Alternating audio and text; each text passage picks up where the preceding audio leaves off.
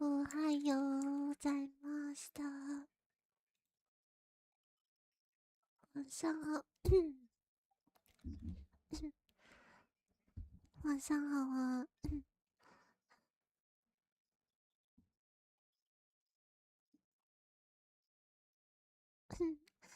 Hello， 小夜猫。我们一起来看比赛。哦，哇 ，EDG 又拿出钱包了。不然每次都错过。对啊，小夜猫。EDG 很喜欢拿钱包诶。有听到我的声音吗？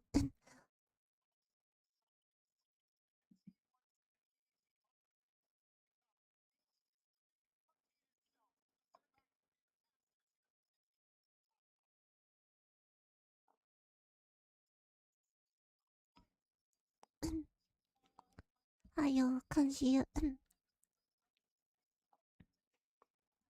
其实，其实 T1 跟 EDG 是我最喜欢的两个战队。可惜他们有一道线。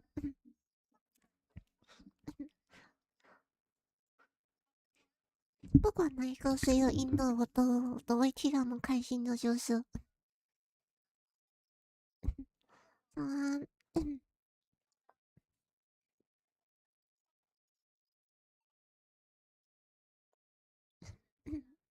，T1 是首番，EDG 是攻击番。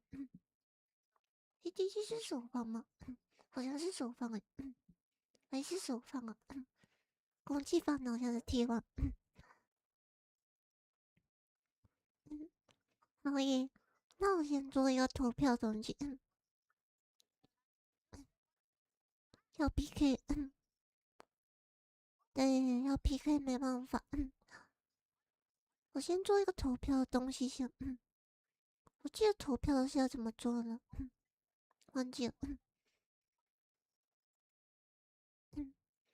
今天就是学人说了就拜拜了。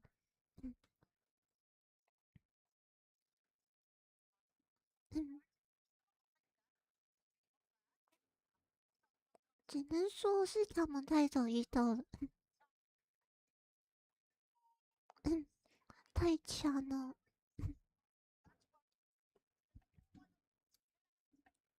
T1，T1，我只是喜欢那个水罢了。谜底了，其他人还好。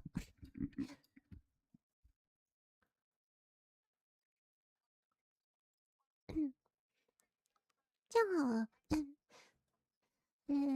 谁人输了的话，那我就抽他的那个。我就多抽一个组合包给他吧。就是 EDG 的还是 T1 的，谁输了我就抽谁了，赢了我就抽赢了。其实我忘记有怎么设置，就是说，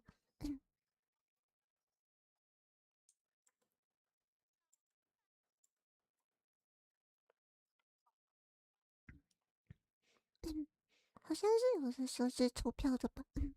忘记怎么设置。等我一下。不好意思。投票都有什么设置呢？耶耶，哎耶，你好耶。总之我会做2个投票的给你们。好的。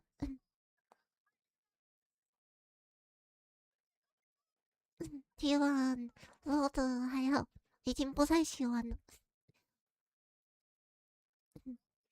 EDG 是可能是 EDG 只是因为有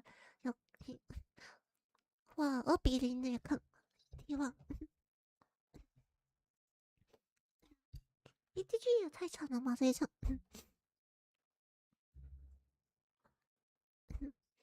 哦，你别说了。居然输给一个中下游的队伍。的而且如果3年8版的话，其实没有什么意思，就是看着没有什么会挑战性。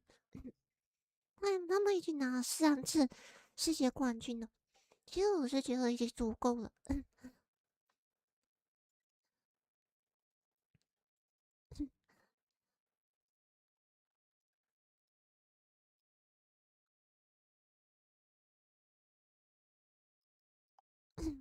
我蛮后悔没有买到25年的 EDG 的奖，早知道就买了。不过算了吧，26年的我应该会再买到一个。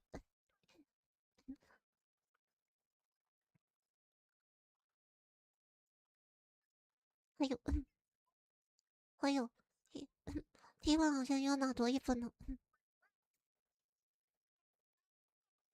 哎呦，哇，也太准了吧！T1一定赢。没关系啊，总之我会抽2个组合包给你们的。总之现在有在聊天室打字聊天的，我都记上你们的名字。然后之后明天就会开始抽了。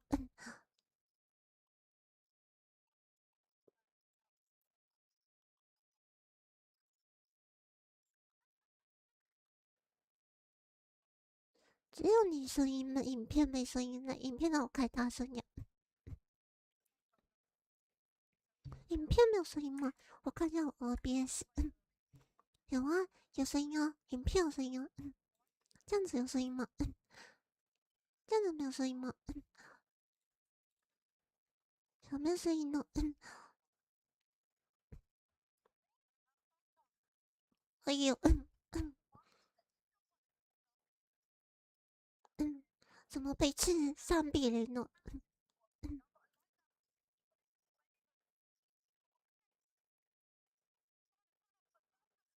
哎呦，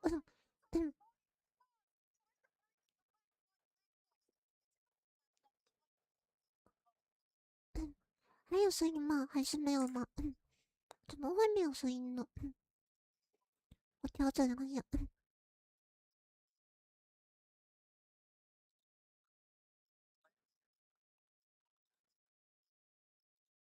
奇怪，为什么没有呢？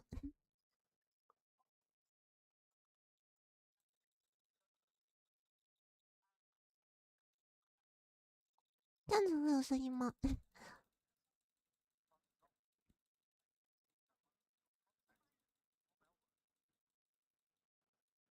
？Right, there's the upgrade for nobody. Both going CT.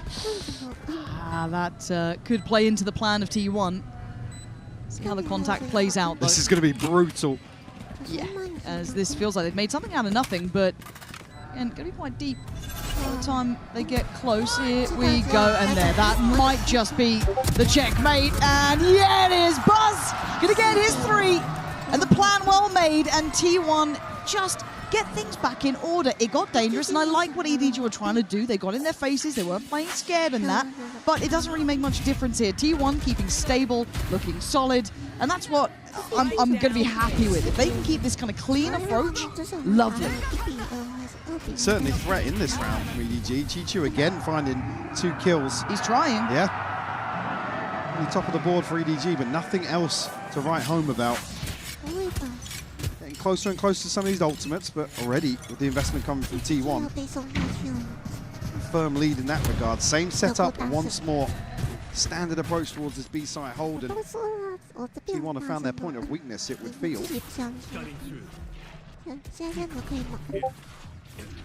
Chichu somewhat kept this together last time, finding 2 in the kind of cut, but that's great from CB, waiting to catch on the push-up, deny Buzz the ability to springboard in, break that front line for it. So EDG have held off the first wave. Yeah, great learning on the fly here, just to duck inside that smoke. Deny that initial burst towards side. T1 haven't backed away, though. No, they're still going for this one, and there's no additional rotations coming out. They feel happy enough with the 3 here for EDG. Be playing black a little bit further back on this. T1 really looking for a fight. That's the swing from CB there felt dangerous. Again, taking risks when they still had information to be used. I don't like this. They've made something out of nothing. The rotations are on It's the way. actually- Miles away. Yeah, I'm getting a little bit nervous if this is what I'm seeing now, but there's still a chance of this. Kung Smoggy, they want this one back. In stacks with 5 seconds until he gets maybe the Haunt, if he even gets a chance to use it. But tucked in a corner. How will they read this part, 差 though? 点，2个人一定要 Look 差 at 点， all the spam connecting. 一定要差。 He's just going to play this calm. Can he get one for free? That's the question. Yeah, he can. A second, but it's Kung. Surely not again. Stacks can't do it. Kung can. And EDG are finally on the board. I got insanely nervous seeing that swing from backside, though. 然后就拉出去看 The 看。 challenge into CT here. 你来了。 EDG so far, I don't know if Hello, T1 are yeah. thinking maybe somebody's already up close and personal. Again, the challenge Hello. wasn't really necessary here. EDG allowed a way back in to this retake. Oh, wait, that was the kill? Jesus. I thought CB was maybe just Yeah. spamming into that, so it was literally one bullet. 我可是今天的福利送满满，送满 EDG 满 will 给 post 你 their 们。 first here, do have a couple of these ultimates available to come into round 6. The pit, the orbital strikes, CB and nobody actually just one away. Pretty close. 反正我不管了， Finally 就 getting 是 back in and 记 then 起来 getting 你的 proactive. 名 It 字就 looks 可以 like。flash down. Do they then go for a fight? He's just caught. Yeah, terrible timing. Utility a hand and rewarded for CB. Good trade for Munchkin though. Not going to let that go unpunished. The CB was already basically halfway out of there.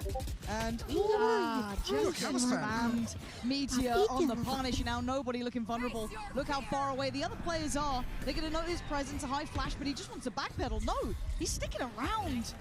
I don't know what he was hoping for there, but that probably wasn't it. 4 players to the 2, and the site is very much T1's.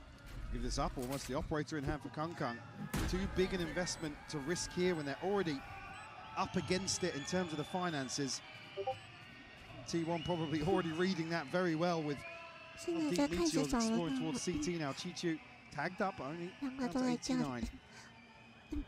Plenty of time left to find these Yeah. kills, Lauren. Yeah, they're going for it too. So Chichu will hold it at least for now, but you're looking at Buzz 被 here. 打头了。 And there is a slower approach from Munchkin. I don't know if that's going to come in either, but let's see. Buzz taken down. Ooh! 我也是。 All right, Kung. Put 哇 on！a show, but it doesn't change the round Yeah, no, we got outcome. to. And I don't know if Munchkin gets LOS on this. 太饿 I 了， think it's too tight an angle. Yeah, he's 避开下一个， all right, so it looks like 不下眼。 he keeps the operator. Okay, I was making real sure on that, but 5-1.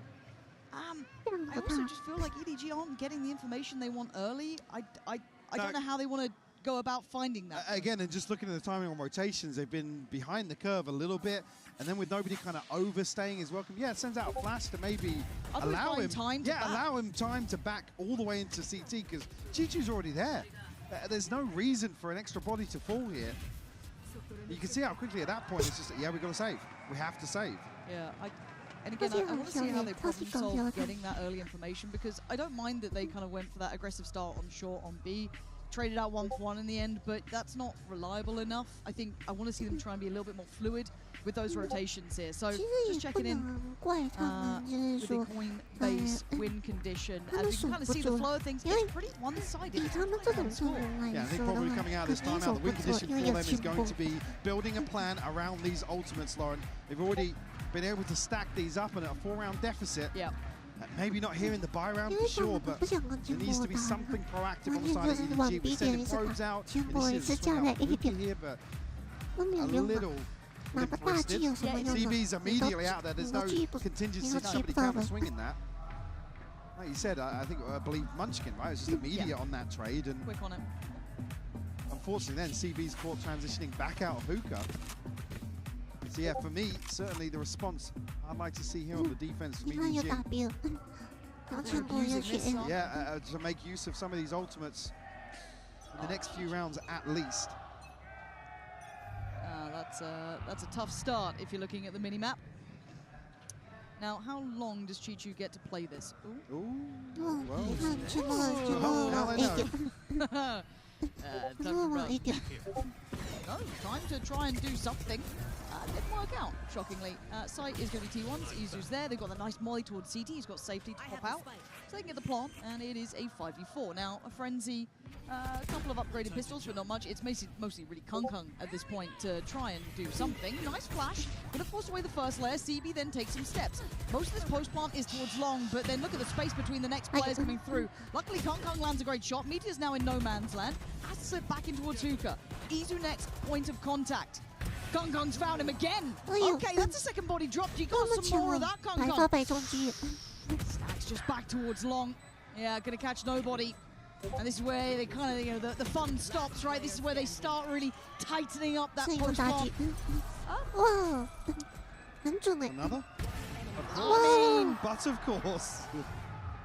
It doesn't change the outcome, but it certainly looks pretty. T1, though, again, they found a pressure point. They're not really letting up. Yeah, the issue being Buzz is going to have his second ultimate by round 8.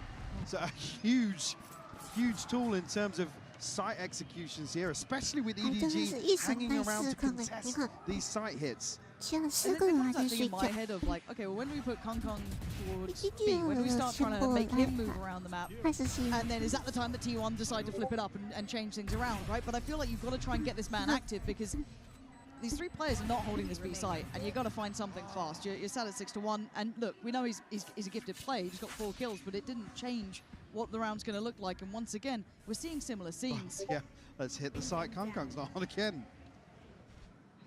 He's going to be able to make connection on the flash here, but it won't necessarily tell them anything different about any other round. They are trying to play towards B long at least, though. I prefer this, but then I want to see what the layers are from T1, right? This means that, okay, B is not free and available. Cool. So let's see how the rest of the map feels. We're going to have to deal with getting past Kung potentially because we haven't seen anything else. And I like the rotation. This is better from EDG. They've gone proactive on the extremity, down B long, freed up nobody, has got Seekers. So this could be incredibly useful. A 3-2 split towards the A site, 3 through shower. Smoggy's got to be careful here because he's in a fairly committed position. Does have the trap. We'll note the TP as well.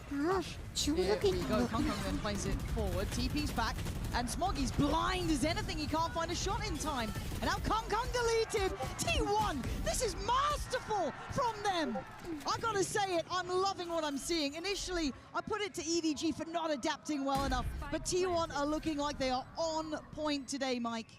I mean, it's almost like they're not expecting some of this investment to come. Yeah. They're in positions that, like I said, Smoggy is fully committed here. Has the trap, yeah, but where do you fall back to? You can't. Kung's got so much to control from top truck that you can't just rely on him in this scenario. And they just absolutely buckle under the pressure that T1 are able to apply.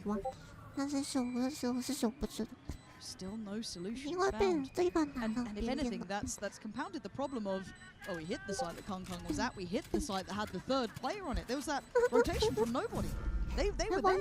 They had the right read, and it still just instantly fell apart. As you said, maybe Smoggy caught in a position that didn't really favor them. You can see where he died even on the minimap there. It's just, there's no backing from that.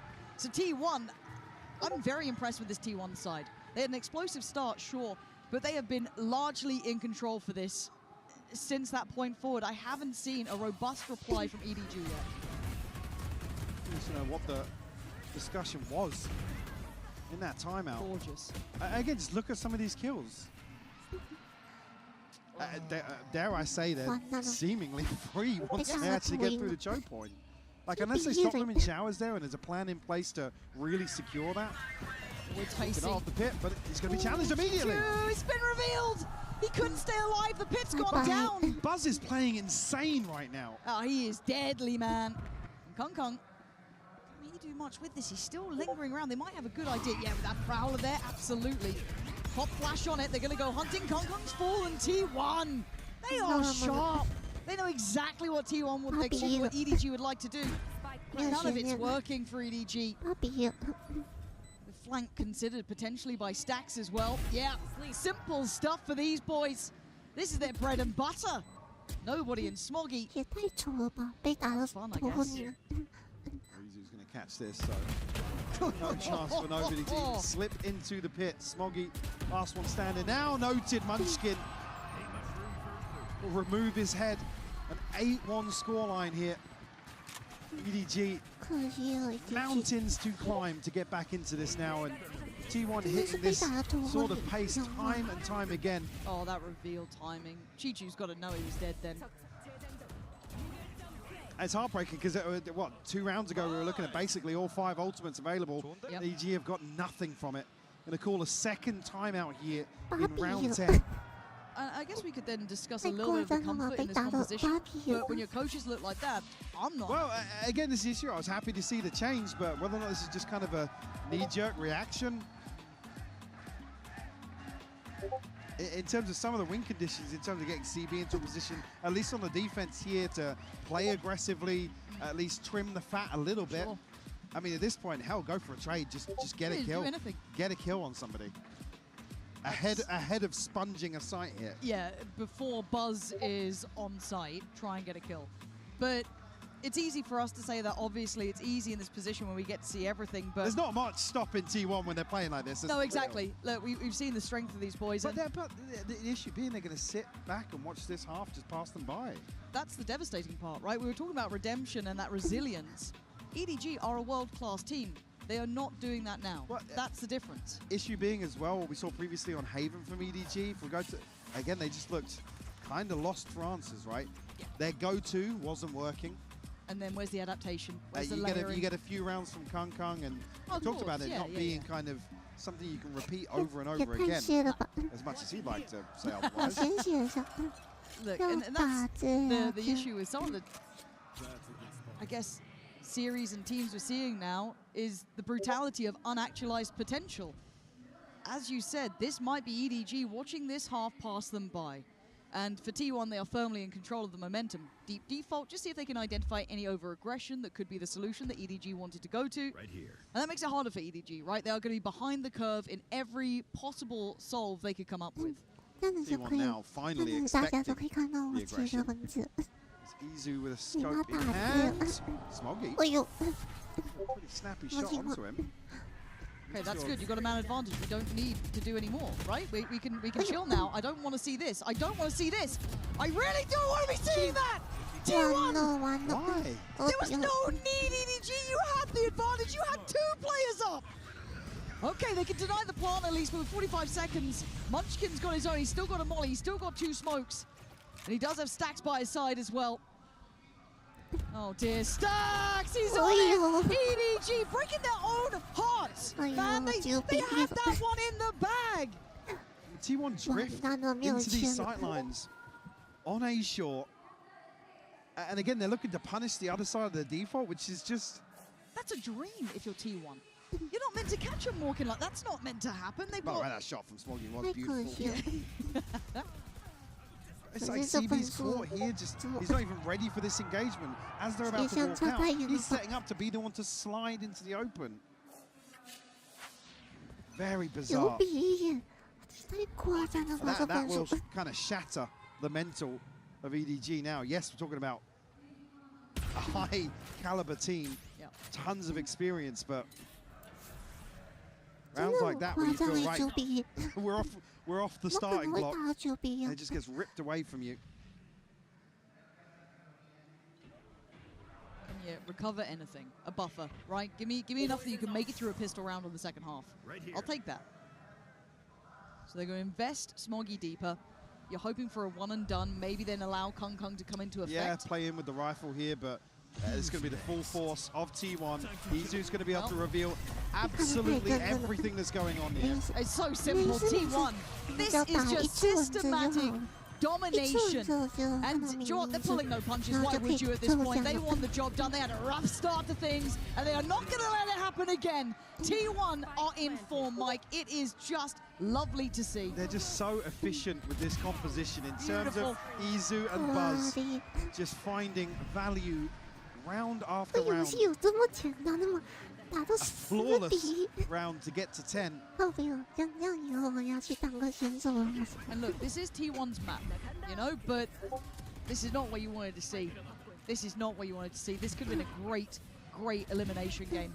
So far, I feel like EDG aren't in the server. And I like EDG. We know the highs of this team. I can't stress it enough. So Buzz is about to get his third ult as well. God, he's 15-6. Yeah, he's just playing lights 你看 out 对 right 面 now. 出了 Look at the ops there, Mike. 多少把大 Why is 狙 there 3 of them? Quite a three. 3把大狙。 Okay, we've found one. Again, because they're reading this like they're like, guys, you have to push us, right? Yep. You got to take space somewhere. You can't keep playing on this kind of like passive line, just gambling and guessing. And Izu going to 也 take 太夸张了吧！ way out of that, but going to note that there's a push down towards Shower. Shower. 然 So 后 going 在 to take the 比 extremity 赛 on 中 that. 可以看到 That's 3把 fine. 大狙是 Now we don't need to 刚看 overextend. 到 We've 的 got a 东 little bit 西 of，info. Let's see how T1 want to react, right? Where do they want to then put their attention towards? 夸张一件了。 Trade out for rifles now. So Stacks and Munchkin with their ultimates to invest here. 太夸张 Two 了 getting 呢！ curious on the other side. Now, that could be an issue, depending on timing here. I like this so far, actually, from EDG, funny enough. I like what they're doing, but sadly, Buzz What?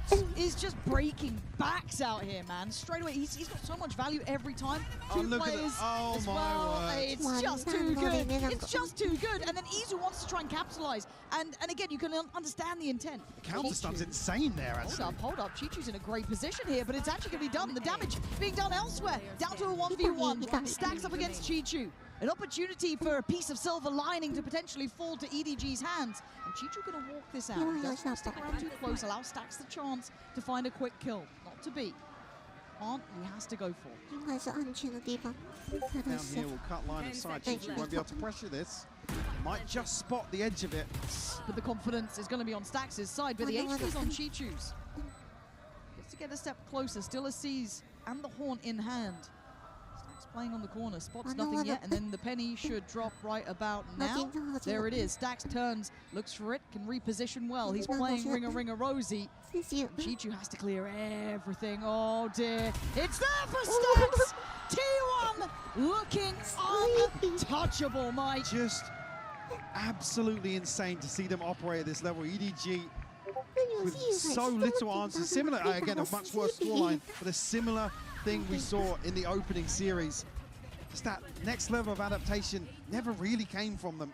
And we were waiting and hoping we would see it. Simply did not come in time or at all. 11-1 to scoreline. 是 Don't go 大 anywhere. 选手哎！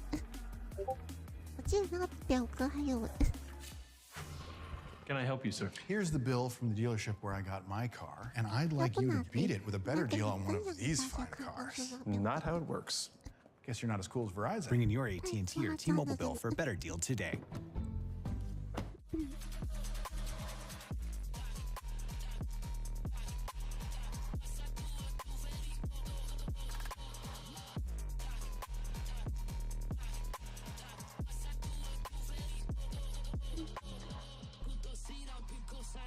我的游戏机是第一个是一本的那边，真的太夸张了。我觉得我们也是一本的那一边了。你看那分数相差很远，咦， Puedo ver tu alma, ¿eh? ¿Dame otra mirada? ¿Ahí? 我要举报，对面 Los 有开 casters 挂， están acá, ¿eh? 对面开挂了，真的，真的 No 太夸 parpadeen. 张了。 No parpadeen. Oh, ¿quién eres? Oh, me gusta cómo sonríes, ¿eh? Oh, ¿y qué 你看 hacen 我 los 家手 casters 电炮 ahí? 呢，跑去那里了， Oh, 就是有在拿 ¿quién 口 eres? 号。 Mírame. Mírame. No, mírame. Oh, the casters. Los casters están ahí. If you're tuning in for a banger of a game, might have to wait for the second. A ver, mi Yeah, última unfortunately, víctima. Oh. many ways to cut this. 全部肯定守不 There's 住 just 的。 very Oh little my God, to pin hope increíble. to 全部 on the side of 肯定守不住 EDG. 的。 Creo que 我 ganaron, 自己玩 gente. 过，我上面 Todos arriba. Unfortunately, even with that previous composition, they struggled massively on the attack. So Yeah. first half is anything to go by. Could be a flash in the pan here. issue being, again, we'll talk Haven when we get there, but it's not necessarily as if it gets any easier. No, it certainly doesn't. And I think if I'm looking at, God, if I'm truly coping, a fast loss is better than a long one. Maybe just get a player feeling good, get them online. Chichu didn't have a bad performance necessarily, but it wasn't just an individual problem. And T1 can take really chances. They can take an aggressive start and they can hunt down Kung, which is a deadly sentence to say, but when you're hitting shots like Buzz has been, I don't blame you for going for it. EDG already looking battered and bruised coming away from that. Chichu will lurk all the way up long, but again, see Meteor already positioned towards Heaven in anticipation. They've conceded this space and so he's going to good. catch Chichu. Really good understanding from T1. Meteor can turn away from this, and that's a fair fight, actually, as CB won it and gets some control. Wants to get the Sheriff, gets it. 2 bullets, 2 targets, can't find him. Stacks with a double, triple for Stacks! Oh, dear. Blink and you'll miss this game. Trying to pick up the pace a little bit here. Catch T1 off guard, but the contingency in the form of Meteor. And even here, they get the sound cue confirmation on Kung, and T1 are just happy to go forwards. Set piece with the flash off Izu. Simple as you like.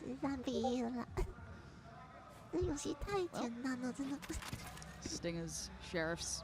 They might force it. Do you think? Oh.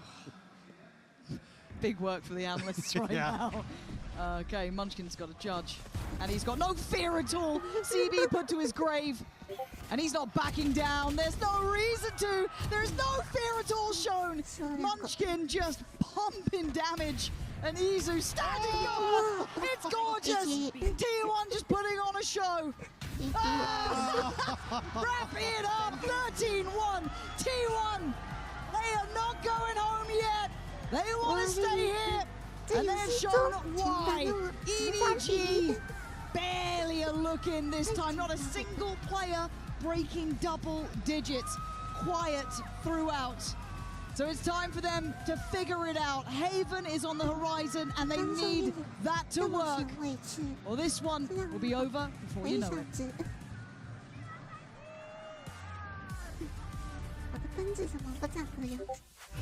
有没有种可能我们是菜鸡呢？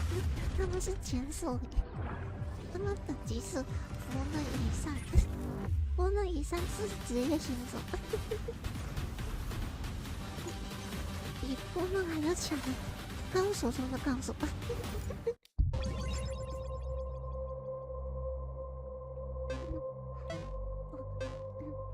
我都觉得太假了，真的。怎么有可能有人可以打到13比1的？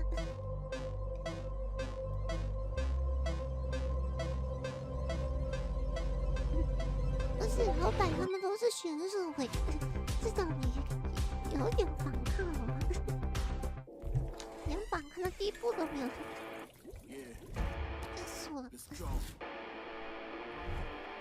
超恶心了。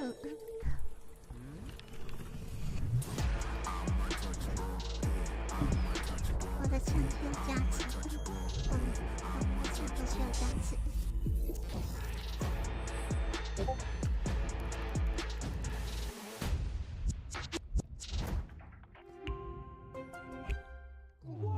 像我光有上一张球，我去把我一路被反弹到成长。The next chapter in the esports history books is finally here. 一个是我的本号，就是很多造型，然后第二个还有这个装备跟，第三个就是那个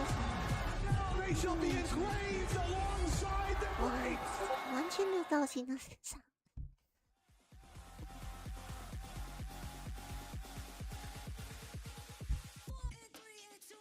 我看一下多少分钟了，到底有1个小时都不到，半分钟就结束了。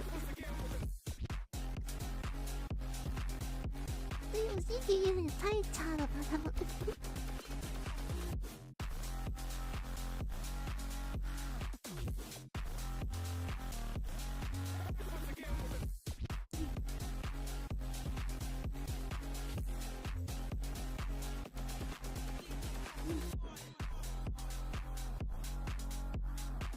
主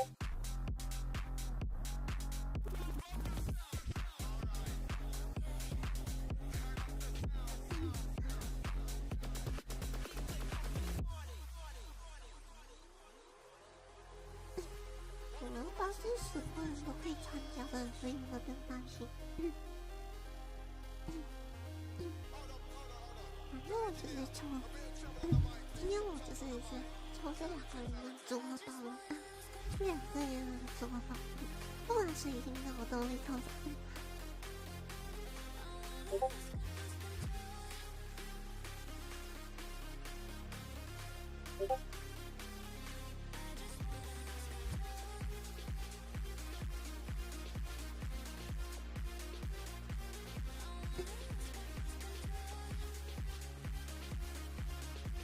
我记得去年的时候，我有出过组合包给大家，就是有一份组合包，我忘记是什么了，好像不是组合包吧，好像是那个什么一把枪给大家吧，叫什么名字我也忘记了。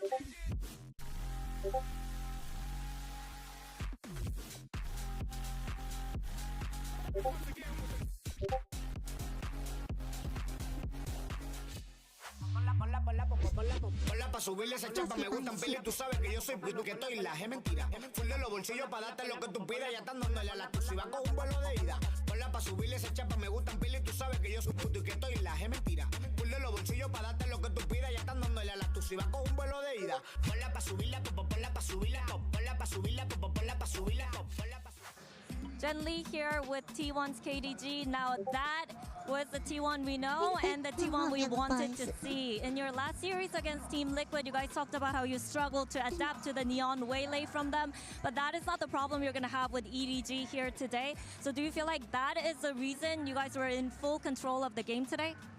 일단 저희가 첫 경기라서 무대 적응 및 그다음 선수들이 폼을 못 찾은 것도 있고요. 그렇기 때문에 오늘은 다들 약간 편안한 마음으로 임하기 때문에 조금 더 잘하고 있는 것 같고, 그리고 일단 조합도 저희가 네온 웨이레이 상대로 고전한 게 맞기 때문에 저희가 그거를 극복하는 데 초점을 두고 있습니다.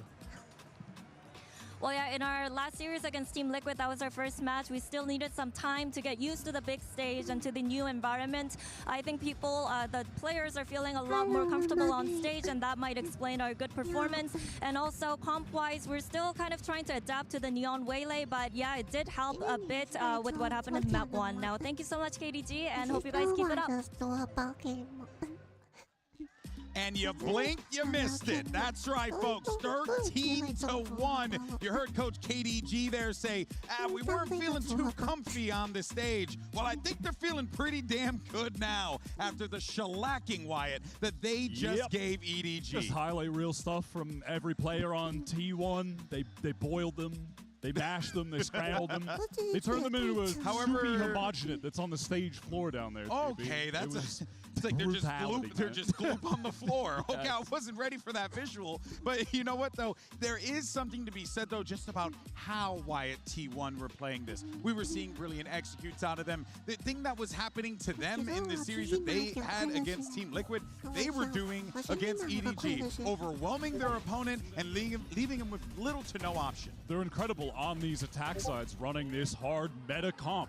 They're one of the best teams with it. You can see every single time they're getting into these sites, the sequences of utility were just so nice.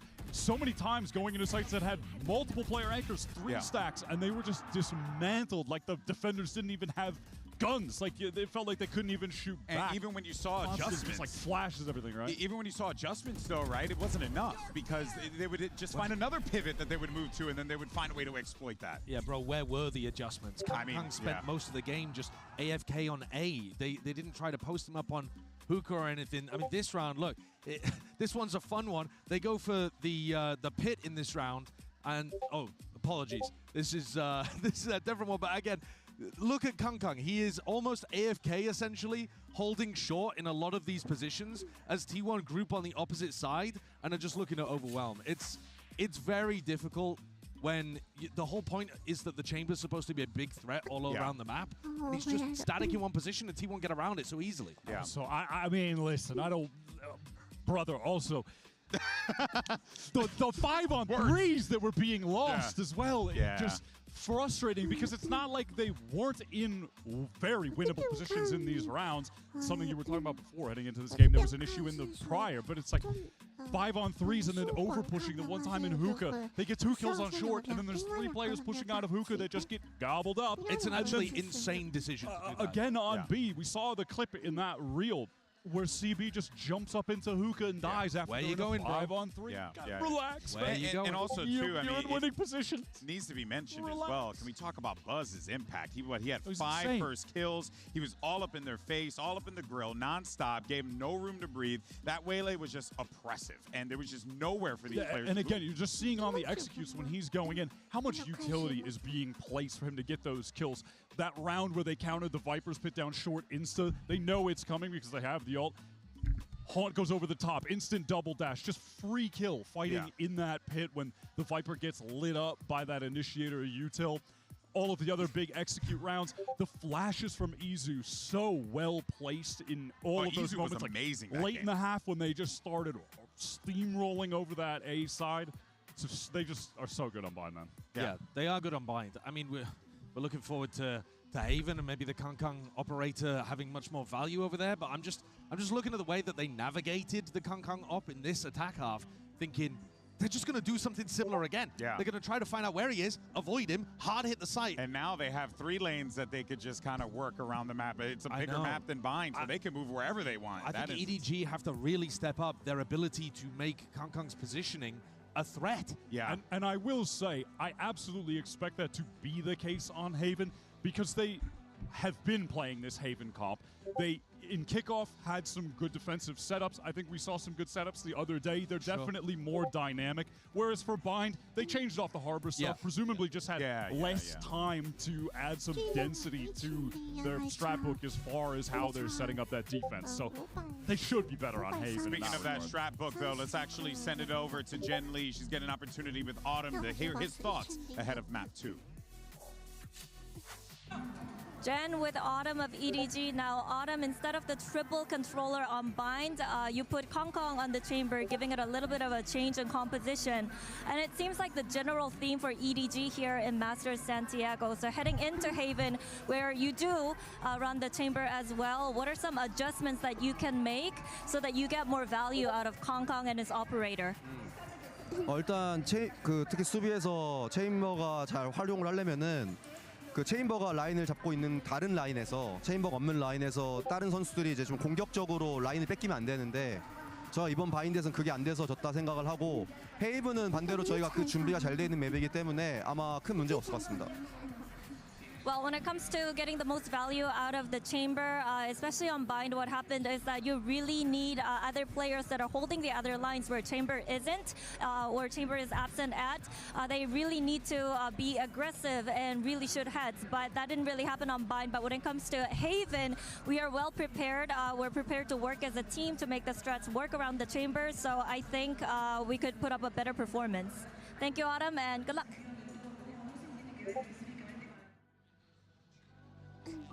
I agree that they'll probably have a deeper strat book in order to put up a better performance on Haven. At the moment, though, they're tied in terms of at least rounds won at a global event with MIBR in Toronto. So that would only happen if they got 13-0. Obviously, they would tie with 19. But, you know, you haven't had a great experience out here yet. Buzz trolling a little bit with the veto hover for a second, and then, oh no, I will be playing the Neon actually. But this is all about getting Kong Kong in better positions. And honestly, I feel sad saying that because they should have way more win conditions, a team like EDG. And yet, the only one that we've seen this tournament at all is Kong Kong has to play like a literal god descended onto Earth. I'm going to need CB on this map to rein it in, man, because he had those moments on bind where he was trying to do too much, threw away advantages by being caught, and we saw that on Haven the other day. This has to be his best map of this tournament so far, or else EDG will be going home early. EDG needs to dig deep, but T1 just needs to stay the course. Let's send it over to your casters, Pansy and Hypoc, for the call. So far, it feels In Santiago, there is nowhere to hide. If there are issues, they are seen. If you have weaknesses, they are exploited. And EDG just got basically what could have been an email on map 1. Yeah, basically just completely absent from that first map. The issue being, well, I'd say the positive, right? EDG are starting on the attack. Fresh. They're going to have the ability to come in here and basically adopt a new approach. They have to. What they struggled massively versus Gentlemates was the downtime, coming up with some sort of decision in the mid-round. Whether a player down, players did a good, it didn't matter. They were just lacking ideas. Very concerned for the defensive half here, but I guess on the side of T1, if they don't feed into that, don't allow EDG to build any sort of snowball alongside CB and Kankang, maybe there's still hope. There is a big difference in players of this caliber. When met with a brutal beginning, you can pick yourself back up. There, Chichu has done just that. That's Meteor gone. Picking up where he left off. Chichu, one of the few to really put numbers up on that first map. And there wasn't many. True, Munchkin trying to be reserved with utility, but the investment there to try and stall out any sort of springboard instantaneously towards B. And in the meantime, T1 re-clearing potentially towards Garage, and I think they might catch a body here on Chichu. Let's see. No, Chichu's still standing. Okay, man, Chichu. I guess he's going to try and do what he can. If it's on his shoulders, so be it. But a 3v2, Munchkin dead to right. CB stuck around. And it's all on stacks now. They should have this. Well, 22 HP. They should have this. You're right. Right. All good. Bye-bye. There we go. EDG matching map 1 score. Well, the bar is set now for improvement. Help me, Michael. I'm trying to be nice. I don't want to upset the TN fans, Michael. It got a little weird there when the response comes from T1. I mean, Chichu does really well to find two more in Garage. Even so, T1 well equipped to almost catch EDG in mid in their pivot. But a sigh of relief here. Pistol round. Yes. On the board. Get some, well, finally get some guns. So surely they get the second. There is a stack towards A-Long. There's 4 players there. CB. Oh dear. That's a Bulldog. Could be recovered. I think it should be able to be. Nobody's near enough that he could potentially go and grab that. They're really repositioning. I like this. They're looking for those small win conditions, those small moments, and they might find another here. Nobody is going to fall. Chichu not falls. Like this. This is not what I want to be seeing. It's a 3v2. Kong and Smoggy's turned around. Thank God for Kong. Thank God. As Meteor was the one who wasn't with that 4-play pack of players. And by all rights, this should be safe. This should be fine. Kong scope in hand. Yes, 35 HP, but there's no way Meteor gets out of this smoke, right? 8 bullets, 2 to find. There we go. Thank God for Kong. Everything's fine. That's all you need every single round. One of your players to get 3 kills. It's good. Been here, T1.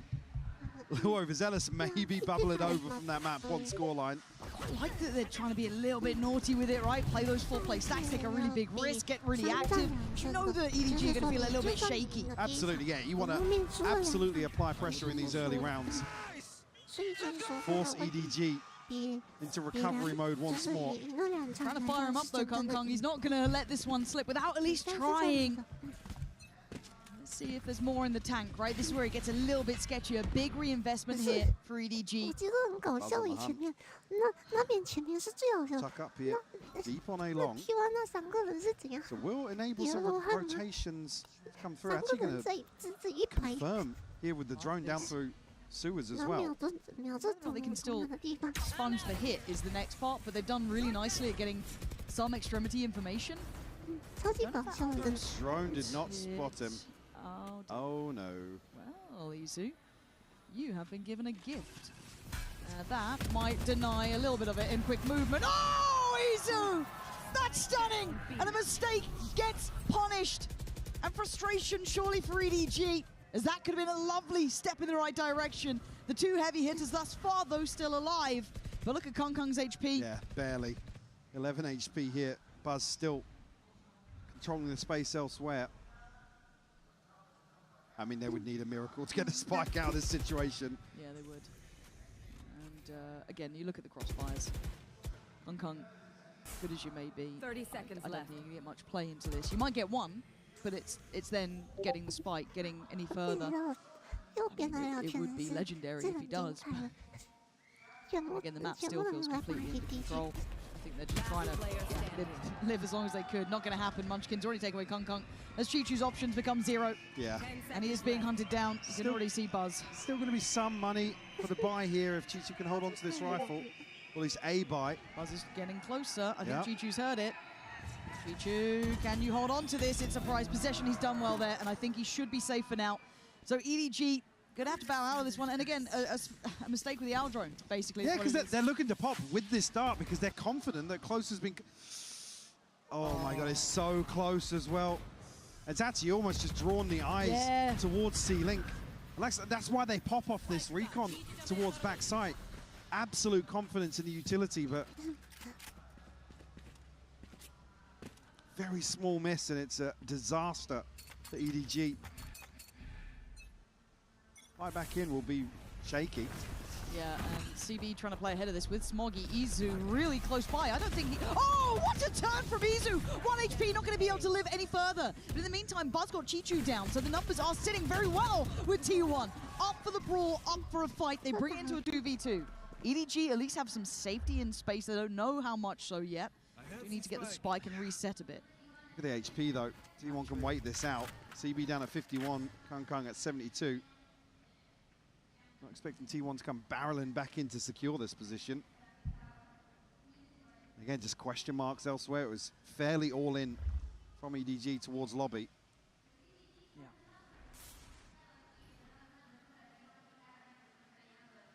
Both rifles here. I mean, if Munchkin's full on challenging towards long, chance to open up the A site. Yeah, they certainly could. Munchkin playing relatively safer now, but when does that want for information start to mount? It's there, and he's actually got the drop on him. Ooh! For Kung, though, hits a great shot. He gets to recover a little bit of that HP, down to 39. Has ult, not going to utilize it, and he looks for the fight. Spots him out. This has to be clean, and it's not. Meteor's there. Nice stuff from T1. Again, taking risks, but taking names. Beautiful crunch. Immediately.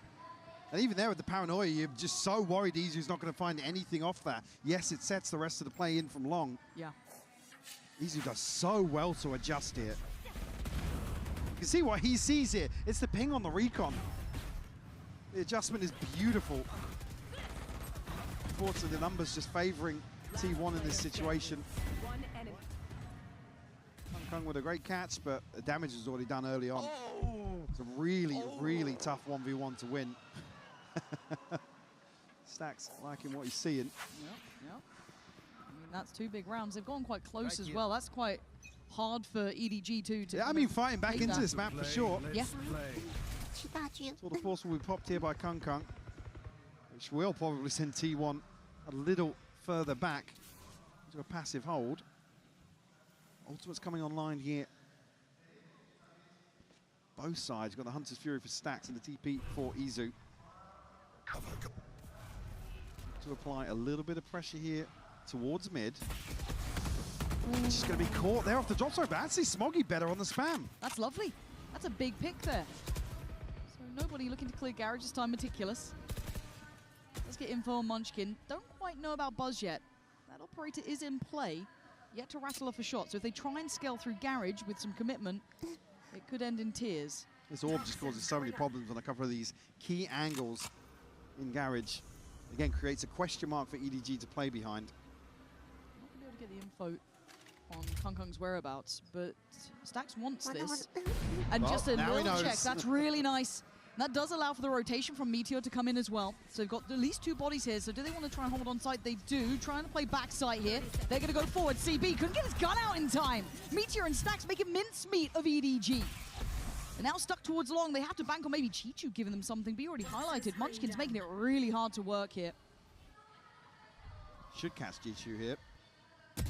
Absolutely does. Full the force from Kung. Still trying to do damage. 5 HP. Oh no, there's no options and nobody left. With nothing to do but die. T1 keeping control. Just all over the place from EDG. Trying to basically hit 2 different sites here after taking casualties. I love that little recheck from Stacks as well. The Aldro not enough to really quell that concern in his mind. Here, but CB again is just full confidence. And it's just totally lacking on the other end of that. I said maybe just reading that it is just one player towards A, but even so, it's a roll of the dice. As soon as you see the Nano pop there, really an opportunity to cancel, but CB just not quick enough. Buzz, man! He's playing insane today. Over-delivering. Already taken away Chichu. Frees up those rotations back towards stacking out B with this attention from the utility. CB again, it was a wild attempt. Nobody, great shot, but again, the bodies are here. It's scrappy at the best of times, but they've got themselves again in a 2v2. Ooh, the pit actually an attempt to cover the spike here, but also a little misdirection, yeah. Oh, it's so sick from Munchkin. He's seen both. Smoggy is dead. Munchkin outdoes him. That's just beautifully done here. The misdirection from the pit is there to catch them immediately. That's so good from him. Just understanding the opponent's wants. He knows they're desperate, right? Yeah. Oh. CB at least here finds the opener. A couple of beautiful shots coming out from EDG. Just can't get across that second or third hurdle within the mid-round. Got loads of ults here for EDG though. So much to play with. So, well, the operator here for Buzz, which for me is the issue. One player on the other side of this though for EDG is CB. Just trying to posture up a little bit. Trying to clear through short. Stacks won't spot anything. And they're looking to challenge B here. Munchkin just greets CB. CB hoping that maybe it just wasn't someone actively on that, but they now know there's more bodies behind it. They didn't quite get contact on A-Long with that out drone, but they're not really willing to back away. They don't need to. They still have 5 players up and a couple of ults to play with. But Meteor now goes walking, finds another body, drops it. Kung on the trade, but the numbers now sitting very nicely for T1. They still have Munchkin in a great position here. T1's just so happy with these sorts of rounds where they can just swing back and forth, catch a play here and there. Kung trying to make progress towards A, but there's still 2 players from T1. Well, look how deep Buzz is. He's got nothing on the other side of the map. So they can put bodies to this. They'll leave Munchkin just to be safe on B, basically. Maybe just hold in case there is that late lurk or a late split. But they can just leave these 2 players with 20 seconds. Chichu gonna catch a chance, but that's dwindled now. 17 seconds, where do you go? Look who's in spawn. Buzz is waiting, and Izu. You gotta pull the trigger now, buddy. There it is, the crowd's starting to kick up, but with 8 seconds, they've got the wrap on them. They can't even go back down B long, or down middle, should I say. Buzz was waiting. This is systematic from T1. Mike, they are in such good control of this game. EDG again, just not quick enough to make a decision here. Similar issue, like I said, they struggled massively in the downtime when Gentlemates were calling freezes previously here on Haven. They're just doubting themselves. A little bit of split focus alongside that just leads to disaster after disaster. 5 unanswered now. EDG will call a timeout. But I also quite like how adaptable T1 are being to an extent. We're seeing a dash of aggression down middle there from Meteor. We saw that push down C-Long with the operator. These small things are just keeping that map information perfect for T1. It's risky. You're putting bodies on the line to get information, but it's working wonders. And as you said, with that little hesitation from EDG of where they want that end goal to be, it's just perfect for T1. This is just lovely. So a timeout, not too surprising. EDG need answers. A good start, they found the first 2. But, well, from this point onwards, it's been all T1s. Obviously, the coin-based win condition here. Yeah, and as we've obviously said, the win condition once more is piecing something together around these ultimates. We need to see them go towards something they've practiced, something that's well-drilled, and just execute the game plan. Yeah. Because right now, their understanding of what's going on around the map just isn't solid enough for them to sit in this default, rely on potentially Kung or CB to find openers that aren't really well invested. T1 are just winning out those engagements. Like I said, they're happy in those sorts of rounds. Especially, Munchkin's in at 10-3 already. He's had a lights-out start to Haven. Oh, he's doing brilliantly. And it's nice to see this for T1 because, look, they had a really hard game to start with. I think it was closer than people can kind of walk away if they only saw the scoreline of it in certain extents. I think they played a decent enough game, but at this point, this is elevation from them, and I like seeing it, and here's some more versatility for you. Buzz, willing to go for an opportunity. Oh, it's rewarded again. Nobody gone, and that is a quick first blood at about the 1:35 mark. Any hopes of piecing something together here on a lesser purchase. CV's trying. Yeah. That's a big investment. That's a big kill, though. Munchkin gonna go down, but Buzz still holding space. Meteor slips ahead. It takes off EDG's. T1, they are everywhere EDG want to go. Building masses of momentum now. Still have the pit, the Hunter's Fury to work with here for EDG. Will be coming back in on the buy round. Just so many people on the other side of that peak. Set up once more outside window.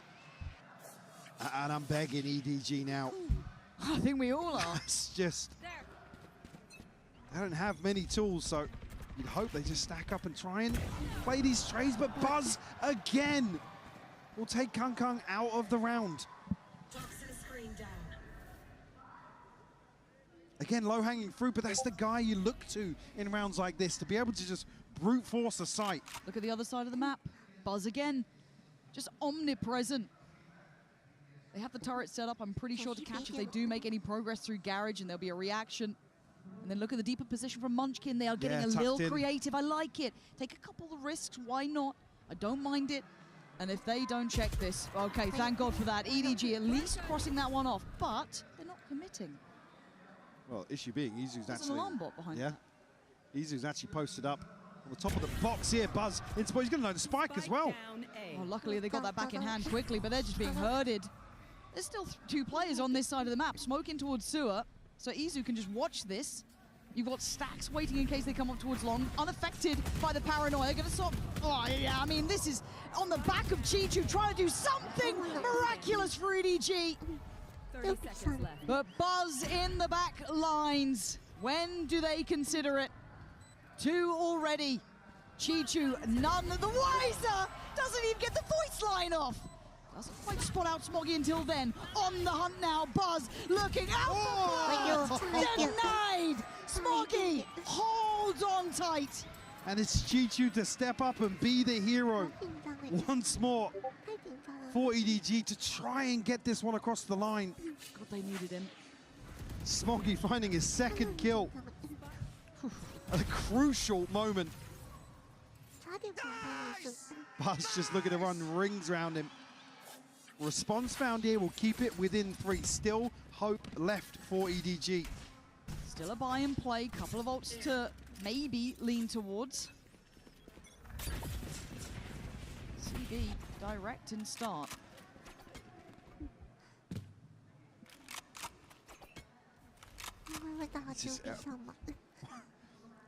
One-dimensional from EDG. There's no real attempt to force any of the players that are backed off. They're not challenging towards A-Long on the side of T1. They're happy to sit on site. Yeah, much deeper alarm bot as well, down on B. An early warning system allowing them this 3-play stack towards A with a bit more confidence. Even with that smoke there, EDG aren't walking towards it. So they can keep someone like Buzz present on C. They can keep the pressure down on A-Long, but Chichu's the one who's been standing up for EDG, but quickly falls down. And now the pivot through Garage. Buzz waiting. Does he get what he wants? Meteor's gone on! I thought they lined up. Buzz! Oh, God, he is looking lethal on the backside. There's nobody in Smoggy trying to piece something together, but nothing feels available. They've missed that window as well to follow through on that pressure. Now huddled into Garage will freeze, force T1 to explore elsewhere. 30 seconds left. He's going forward here. He's He creeping. didn't do too much on this one. I think they were pretty good on this with 20 seconds, but he wants the job done. He's got places to be. Confidence, man. You've got to know there was another behind this. And with Buzz backside, the cross might be the death of him into the smoke and hoping for the best. 9 seconds not going to happen. It's T1 again. Just the information game is theirs from start to end. Will break the bank as well. Just when EDG get 1 on the board. Well, a second, I should say, sorry. Yeah. Hunter's Fury still available. But the buy is not going to be pretty, if anything. Kan just one away from the tour de force. Maybe fight for an orb here, but it almost baits T1 into maybe contesting both extremities here. You can see the ping over towards C-Long there. Absolutely going to challenge it. Yeah, and a very quick start as well. Buzz is straight down C-Long. They've evacuated A, respecting the ult coming through in the pace and the tempo from EDG. I mean, they can give it up now. They got the lockdown. Oh, you're right. Meteor getting closer now. No lurk in middle this time, so no worries in that front. CB clearing. But you got to feel as though you're walking into a trap here. Stax knows it. And there's that lockdown. There's the chip damage on the shock darts. And the owl drone just waiting for their moment. A little bit of a cubby, bit of a corner. It doesn't feel comfortable as Buzz closing in as well. Ooh, the snake bite not fully clearing into the corner there. Buzz is quick. Buzz is really, really quick here. Chichu's heard it. He's got to get his gun out and get ready. Calls it in, and he's got the shot. In the meantime, Izu's taking down CB. T1's trying to clear sight. And wait! Did they just steal that away? In the wide open as well. Oh my I didn't even catch the defuse going through No, me neither. there. Show me the replay. How the hell did they get away with that? I thought there were still bodies on long to fight back in. That's just inside the smoke. Oh, just no pressure back towards site. And again, 2 kills come through. Kan will find the response, but it's as simple as that. The lockdown just securing the round for T1. Tour de force here. That's about it for EDG. Let's play. Buzz on the hunt once more. And I like it. I like that he's got that killer instinct. Reward or not, yeah, he does have his. But it just applies further pressure. Oh. The second layer to that is Izu here with the operator. Chichu again found some space, but nice. Can he get any further progress here? Stax is already cognizant. Yeah. There's something in his mind that's gone, I don't like that. But I like this discipline as well from T1. An aggressive start, they fall back, they've got man advantage, and they give up the A side. They can play retake, they don't need to overstay their welcome. They still got a lot of kit on Izu, a lot of kit on Stax. Buzz still sitting pretty good on Util. This is nice. This is good quality Valorant from them. Now, whether we see them stick the landing or not, yet to be seen. But they're making EDG have to play into this. You're not getting freebies now. Yeah, they have to work so hard to even find something feasible to work with. Plant will come through here, but it's a full 5v3 retake for T1. Operator in hand for Izu. Standing ahead. Only Util left actually for T1. Can they scale out correctly? There's still some dangerous players. Chichu breathing. Always command a little bit of my attention at the very least. Crossfire between Nobody and Chichu. That is what they're banking on here. Izu sent forward, falls. Now the fall-off can't get it done just yet. Buzz breaking the ankles of Nobody, but still Chichu trying as best he can, leaving CB in a winnable scenario. A quick reposition and understanding of where Meteor is. This is big from CB. Keep your calm, keep your nerves, and give yourself a damn chance. 4 rounds, a Red Bull clutch, keeping EDG alive. We wanted rounds from CB, and he delivers one here. Call it a lifeline for EDG after a brutalizing first half. Following suit from Bind as well. Again, there's a chance to come back here. EDG certainly putting up a fight here on the second map. That is as best we can hope for their recovery at the very end. 8-4. Let's find out if there's still fight in EDG.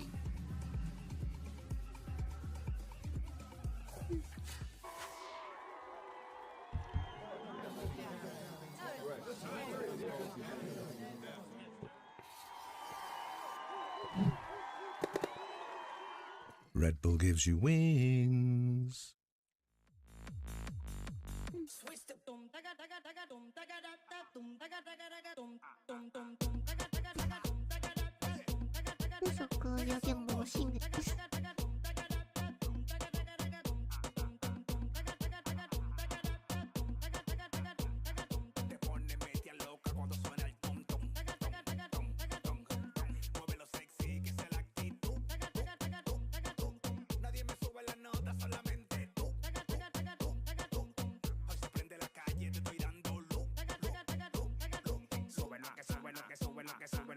Sube lo que baja lo que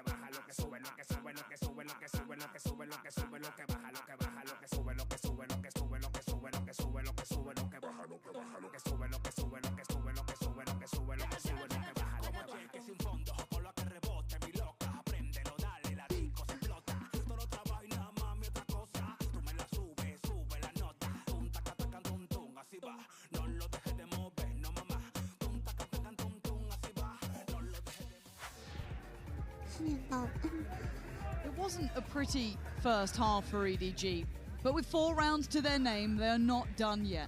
But a reminder, if you're just tuning in, if you don't know the stakes, this is elimination. There is nothing to be left outside of the server now. No time for excuses, and no time to do it again. So you got to turn up now. T1 has elevated in my eyes, Mike. They've looked far better, on the same page, and they're not making mistakes. I'm talking about some of the things that EDG struggled with previously. Again, it was losing out on advantages, particularly on the defensive side of Haven, and not really knowing where to pressure, when to go forwards, when to commit, being punished time and time again by Gentlemates. Certainly something they have to have picked up in the review. These are fixable things. Whether or not they have is what we wait and find out. Look at Munchkin, though. Going to put some pressure on Kung's position, but for now, it is T1 very much eyeing up this B site. Very passive hold as well from Meteor down towards C-Long, looking to potentially catch CB, and he does. They've read them very nicely here. Nobody still guarding B site. Kung now on. Oh, hang on. Yeah, hold up. They're trying to quickly pivot, but actually T1 just going into the blender. That's good. EDG, right place, right time. Kung does get the kill. Don't know if that was as necessary as it feels now, but I guess they've got freedom on one side of the map. So they can start figuring out where to go, how they want to approach this. They're clearing back through middle. Still plenty of time for EDG to get back towards C here. And Stacks down to 20 HP. Meteor has to do the heavy lifting. Looking for that pick and see if he can fall back from it, right? But they're already doubled up. Not cleared. Meteor safe passage. Yeah, this worries me because I don't think nobody was looking this way. Meteor, the timing goes down. Kung gonna keep this one looking good for EDG. 3 kills in the round and a chance to build up in the second half. Great conversion here from EDG. Almost falling short here on B, but the pivot from T1 caught just as they're about to make through garage. Credit to Smoggy and Chichu in that regard. And Munchkin, I think, maybe spotted just as he's retreating back towards lobby. Unfortunate the timing of that kill to come through, because he is Kankan basically the whole map to play with. Yeah. Okay. Let's round by round it. Buzz the only threat, I guess, maybe outside of Meteor to a smaller extent, but EDG, let's keep 45 alive. Okay, early contact, and now burst from T1. Chichu has to back away. Yeah, and we have a slip of a player here, and it's Buzz! Taking away Chichu, good trade from nobody. Meteor's gotten further ahead. They could pause He's for in a the second. smoke here. Yeah, they could absolutely pause, and they found a weaker player. Kung tagged up before as T1 re-hit. Nobody has to go above and beyond to try and keep this one in hand. CB's position should be safe, and Smoggy secures it. Bloody hell, though. Again, remaining, composed during this chaos here. T1 certainly a threat on the back of Buzz finding that opener. Meteor again slipping the net. Again, it's just only a slight misread on the positioning. It doesn't get him a second kill. Oh. Credit to EDG here. And the follow-up purchase not going to be comfortable at all. We have the chamber, obviously, to offset that slightly, but yeah, I mean, it's a Bucky, a Bulldog, and a Guardian. Okay, but this gives them a step. It's still, I'm waiting for it. You say with scared prayer. Oh. Okay, Kung's fine. They're all good. Managed to get nobody posted in towards sewer, and they still have 2 plate positioning on that C site. T1's initial options limited. Drone will clear through here. Might just... Yeah, it does catch.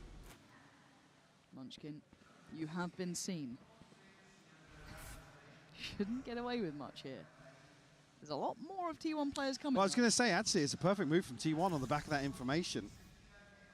Issue being nobody posted up here with a Bucky. Here we go. Nobody. That's 1. That's not 2, but Kung luckily still here. The paranoia does just whiz past, not going to find what they need. So by all right, still EDG very much in hand. 4 players backside here. T1 banking on Stacks, who's dropping bodies. I'm still waiting for this one to feel secure, but it's just not. Stacks gonna see both here. Oh, T1 just pause for a second and find everything they needed. Another 3K from Stacks, continuing to deliver. Top of the board now for T1. Hunter's Fury, this time. Hunter's Fury in hand for him. Again, difficult round for EDG to win, given the inventory brought in here, but plenty of damage done. I don't think it's necessarily going to cause a massive issue for the buyback. To see exactly how it's. I mean, still rifles across the board here, so. Go, go, go. This is the one, isn't it, really? Opening. Yeah, this is the one EDG really need to springboard themselves into a string of rounds. This is the one that kind of makes it feel possible, right? Like, you're still very much in the game. 9-6, not over by any means. That 7th keeps it well in check.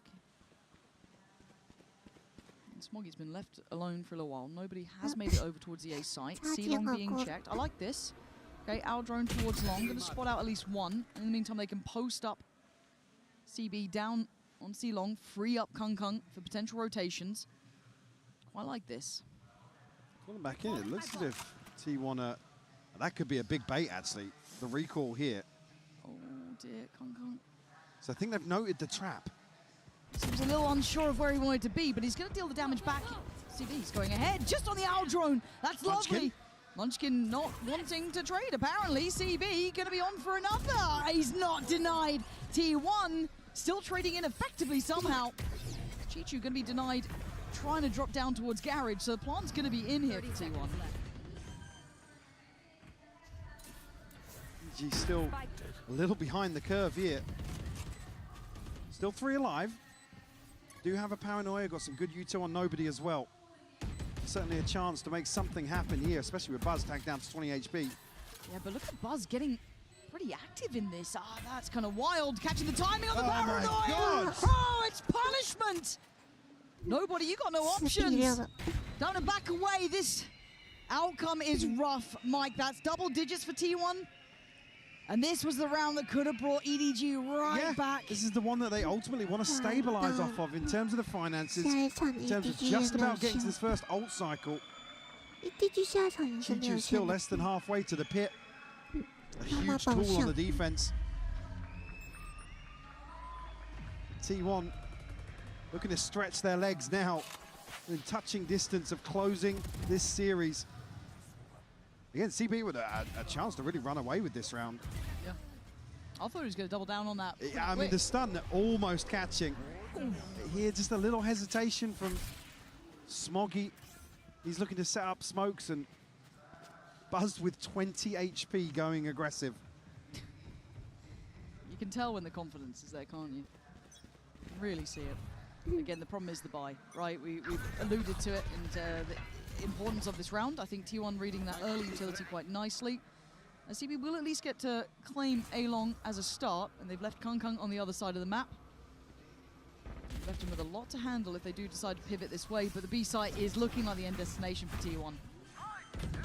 Hunter's Fury, obviously. That's lovely. Off the back of the orb, will connect here. Easy will fall, so that's it, getting a double. Munchkin's down too. Okay, game on, fight on.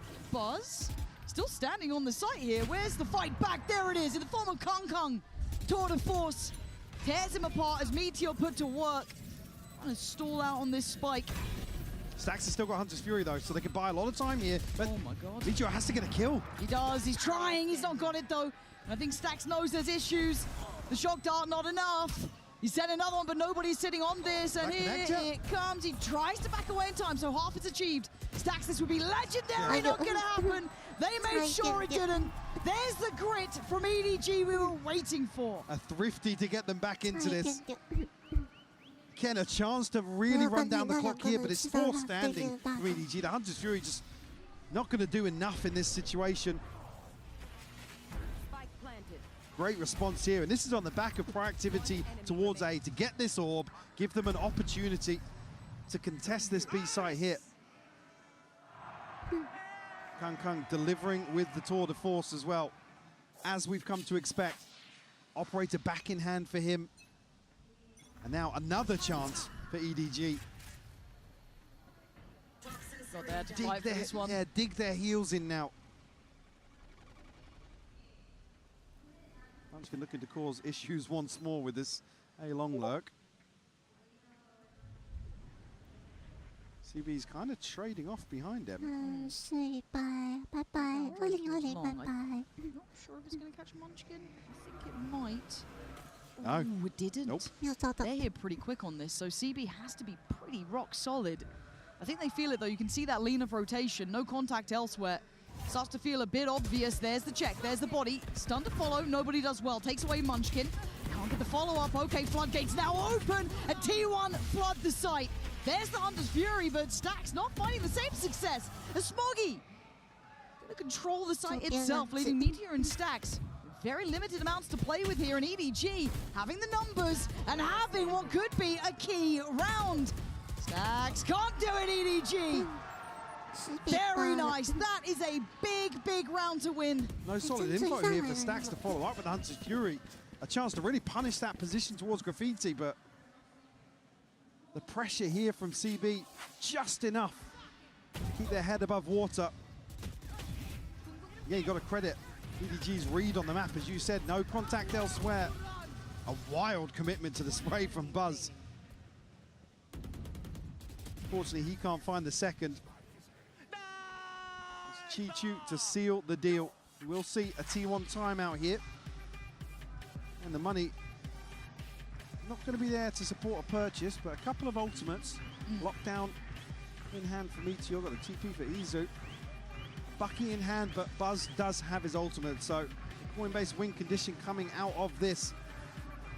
I mean, it's a tall order on a lesser buy, but certainly have to feel as if it's around Buzz. Yeah, I think that is the main one to look out for if there is a chance for it, but first time we've seen actually EDG start to win the momentum game in my mind too, starting to get some stability behind them, starting to figure out that form that we've been waiting to see kicked into effect, and T1 responding in probably the right way, just slowing things down themselves here, having a chat, having a check-in. Because, look, we've all been kind of talking, I don't want to say talking down EDG, we've been talking accurately about their form. I think, well, holding them to the standard that they are currently seeing, right? But it's like we all know the potential highs, we just haven't seen that really spark yet. So if this is enough to maybe reignite a little bit of that, I'm all aboard. We all know what they can look like when the ball gets rolling, when things start looking good. Just got to keep it going now. They're still not in the lead. But they've certainly done what they can to bring this back to a reality. Kung waiting, poised and patient as ever. I say that, not so patient now. Looking like he wants to hunt towards that right side. Big shot. That's BuzzCon. He's still standing. He's still looking for more chances. No respect given, only earned. But it's a 4v4. I was going to say, you take a trade every day of the week in that situation if you're T1. Finding Buzz is the only good thing in that, in a way, for EDG, because he was the one with the ult, he was the one with the Bucky that could have maybe built something around it, but the Stingers still remain. And there is only one on the A site. Chichu's got to play this to perfection, really. Yeah, EDG now considering the rotation as T1 will drift away. Don't catch the A player of EDG. To be fair, T1 have been quite consistent in going back to those A-site hits, so maybe a decent read, but it gets a bit sketchy for nobody. He could be overwhelmed here. Yeah, quite easily, even just those Stingers in the right place for it. And they're going on this one. Nobody better be prepared. Gonna get one, and he can't get the second. There's the overwhelm we were worried about. And that Judge, let's see what that reset looks like for the post-plant. Kung's getting closer. The Viper's pit on top.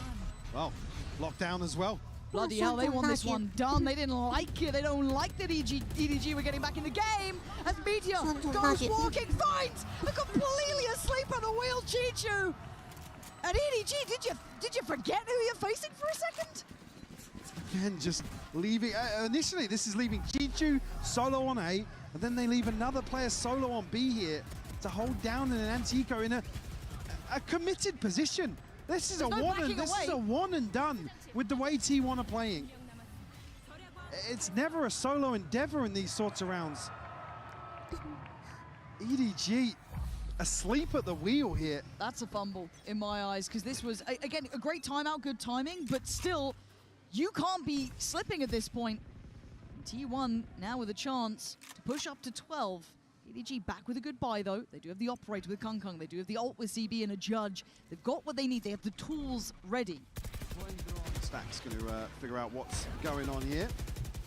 CB able to actually get away. Doesn't get spammed off the door. T1 feel as if they've created enough pressure here, but Kung just can't find the shot.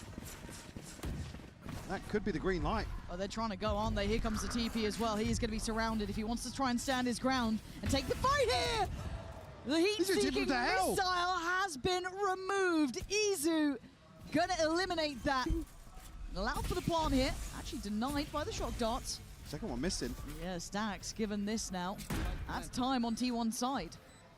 Got a paranoia to work with here. Something to slow down this retake coming through from EDG. Yeah, I like that. Meteor, though, going to find Chi-Chu. Meteor on the follow-up. Stacks on the swing. It's Meteor with 3. Beautiful. T1 so solid in these holds, Lauren.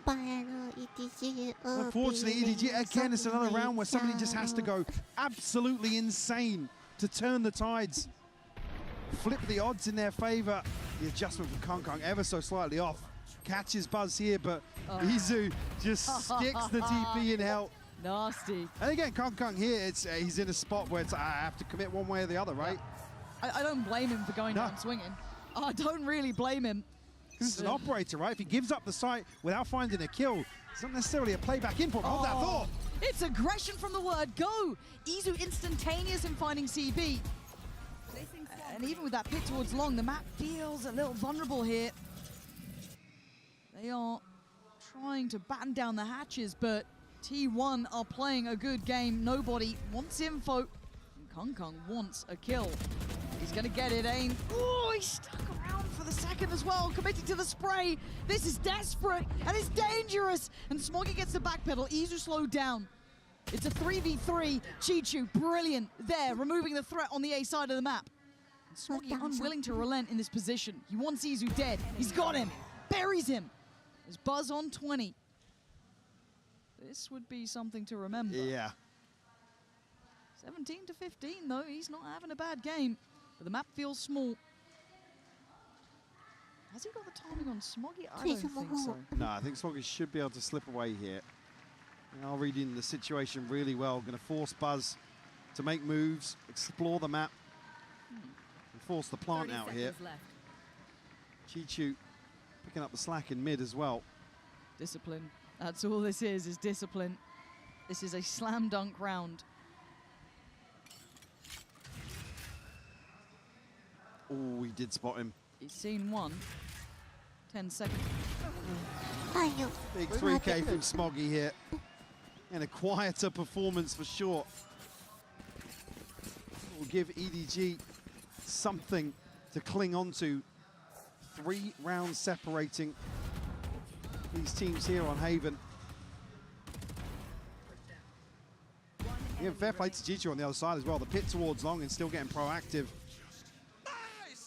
But the buy is still there for T1. Are they looking to explode C? I mean, Buzz got his ult and a judge, so... Kung is here as well, though.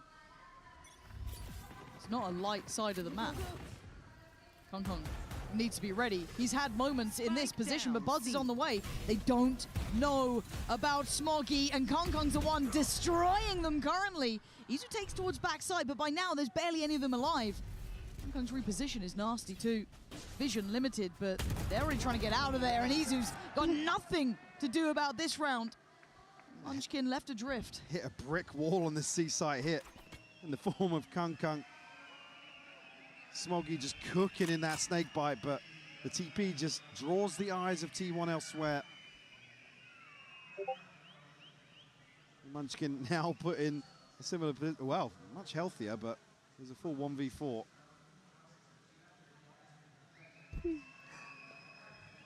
And elsewhere, I mean, ultimates. A couple to play with here for EDG. There's still a chance of some sort of purchase to follow this, but I mean, with 3 way below the mark, and Buzz now not having an ultimate to offset that. And T1 effectively giving up another after this. 30 seconds Yeah, left. and just, I know it sounds silly in a 1v4, but I'm just happy to see discipline. I'm happy to see just... Yeah, with what's gone wrong for EDG today, absolutely. And I hope I don't have to eat my words in these moments, right? You said it now. Well, a 1v4 would need a catastrophic mistake to lose. Munchkin, especially... He's going, yeah. Come on. Come on! Come on, come on. No. Oh, nothing can go wrong here. The expected outcome. Hello. Of course. Of course it is. 12 to 10. That was snappy. Yeah. I got really nervous. He's droned. He's reconned. They know where he is. Beautiful catch here from Kung. Yeah. I mean, the TP, the TP up to the top of the box. Oh, don't slow it down. Don't slow it down. Whew, all good. All good. I guess the question then becomes, money-wise, what does T1 want to do with this? Yeah, like I said, there was OT secured. 3 way below the mark of where you want to see. They've had some absolutely lethal thrifty rounds. So it wouldn't surprise me to see some level of investment here. And like you said, they've already kind of guaranteed. So why not throw something out, see what sticks? Yeah. I guess in terms of the mind games, the psyche here, EDG are going to be sweating bullets. I said have some ultimates to play with. Nobody Smoggy and Kung who have theirs available here. Should be fairly comfortable in the purchase behind this as well. Anybody falls here once they find their 11th.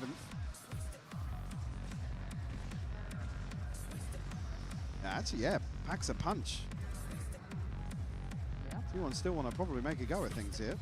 It's not without a question. I mean, set a second-year objective, pull some ults out if you can. I mean, that would be the dream come true, wouldn't it? So do you try and then... How do you try and draw those through? I guess let's see how much pressure you could apply to I mean, it's, yeah, there's no way Kung's he's swapping back and forth on the buy, but you get the Hunter's Fury out here. That's what I'm seeing if they can get done. Now, Stacks.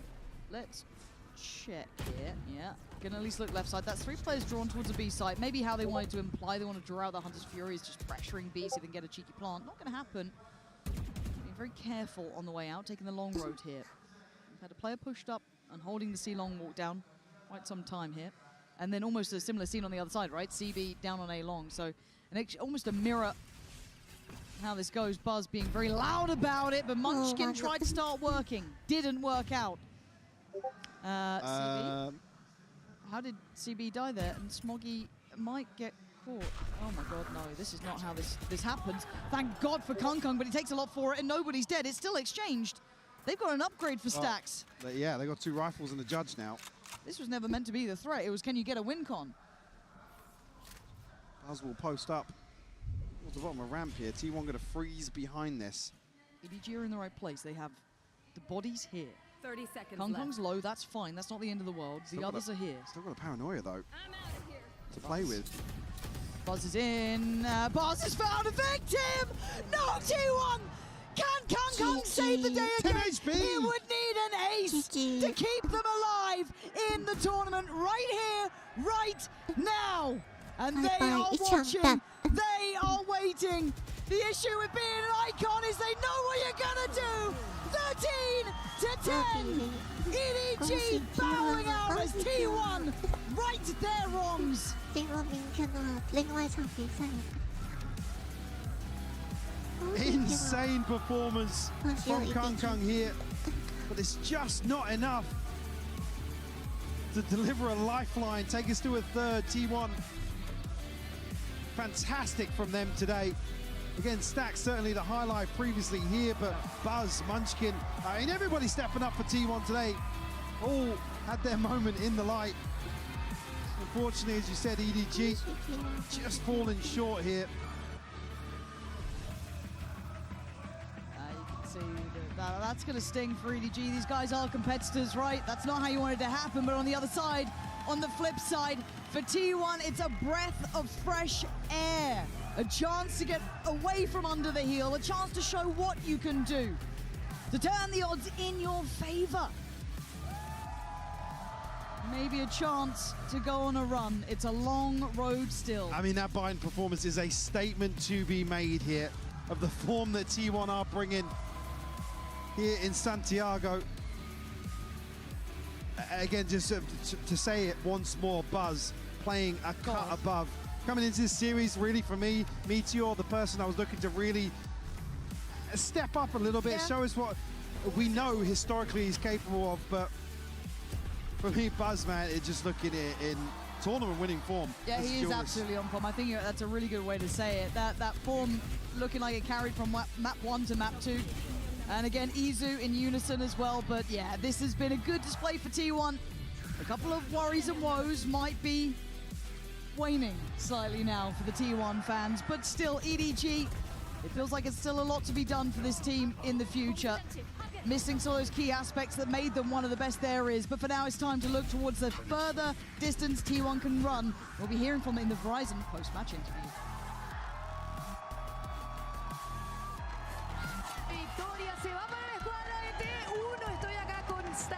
Y también con Jen, que nos va a ayudar para la traducción. So guys, I'm here with the Stacks and also Jen, that she's helping me out with the translation. Stacks, first of all, we heard that you can speak Spanish and you're actually fluent. Can you teach me some words? Can you tell me some words in Spanish and also the audience? ¿Qué pasa, hermano? ¡Viva Chile!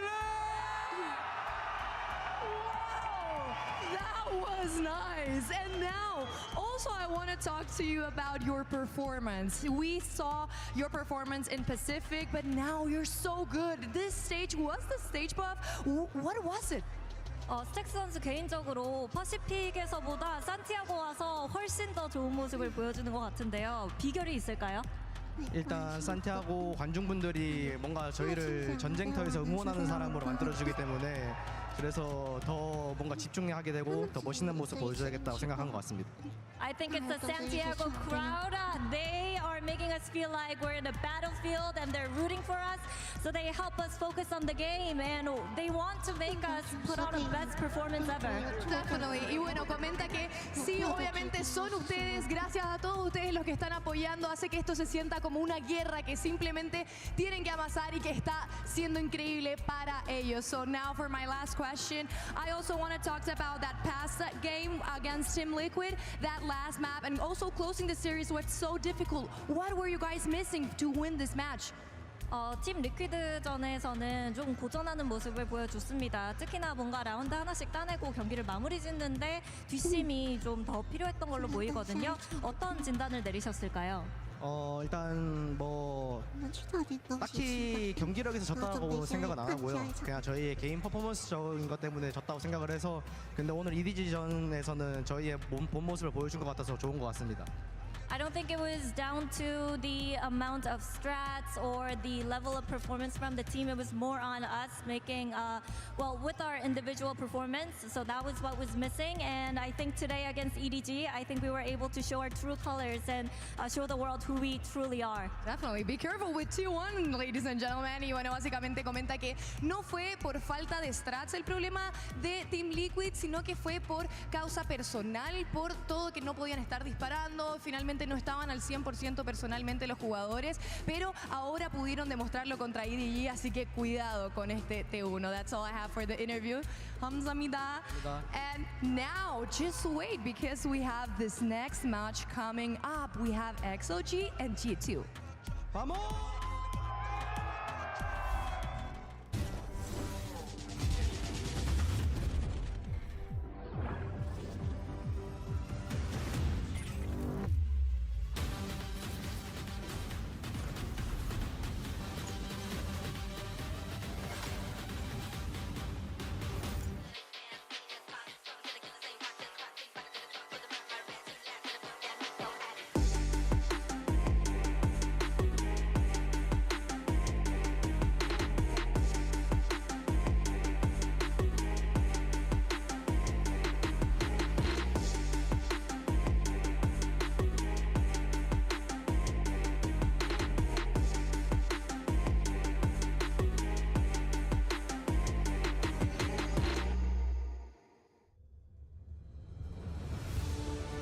It's more than a game.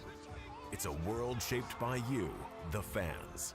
And our mission is to elevate that world by building technology that creates moments that last forever.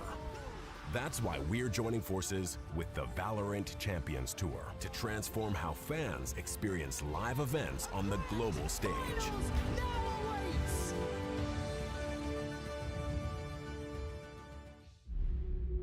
Locking down the Drake is now Doran. Decent position. Double Break down my walls, but I won't rise again. 'Cause I stand tall in my environment. How could I ever close my eyes as they silence and they try to take me down with their violence? Oh, they're gonna get better. Flashes in and down goes Light.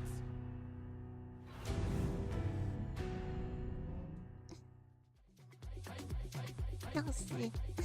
那边还有写什么 fake 的名字？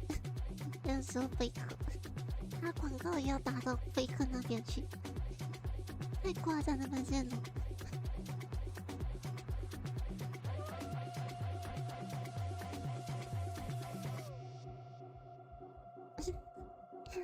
真的很夸张耶，打广告打到 fake 那边。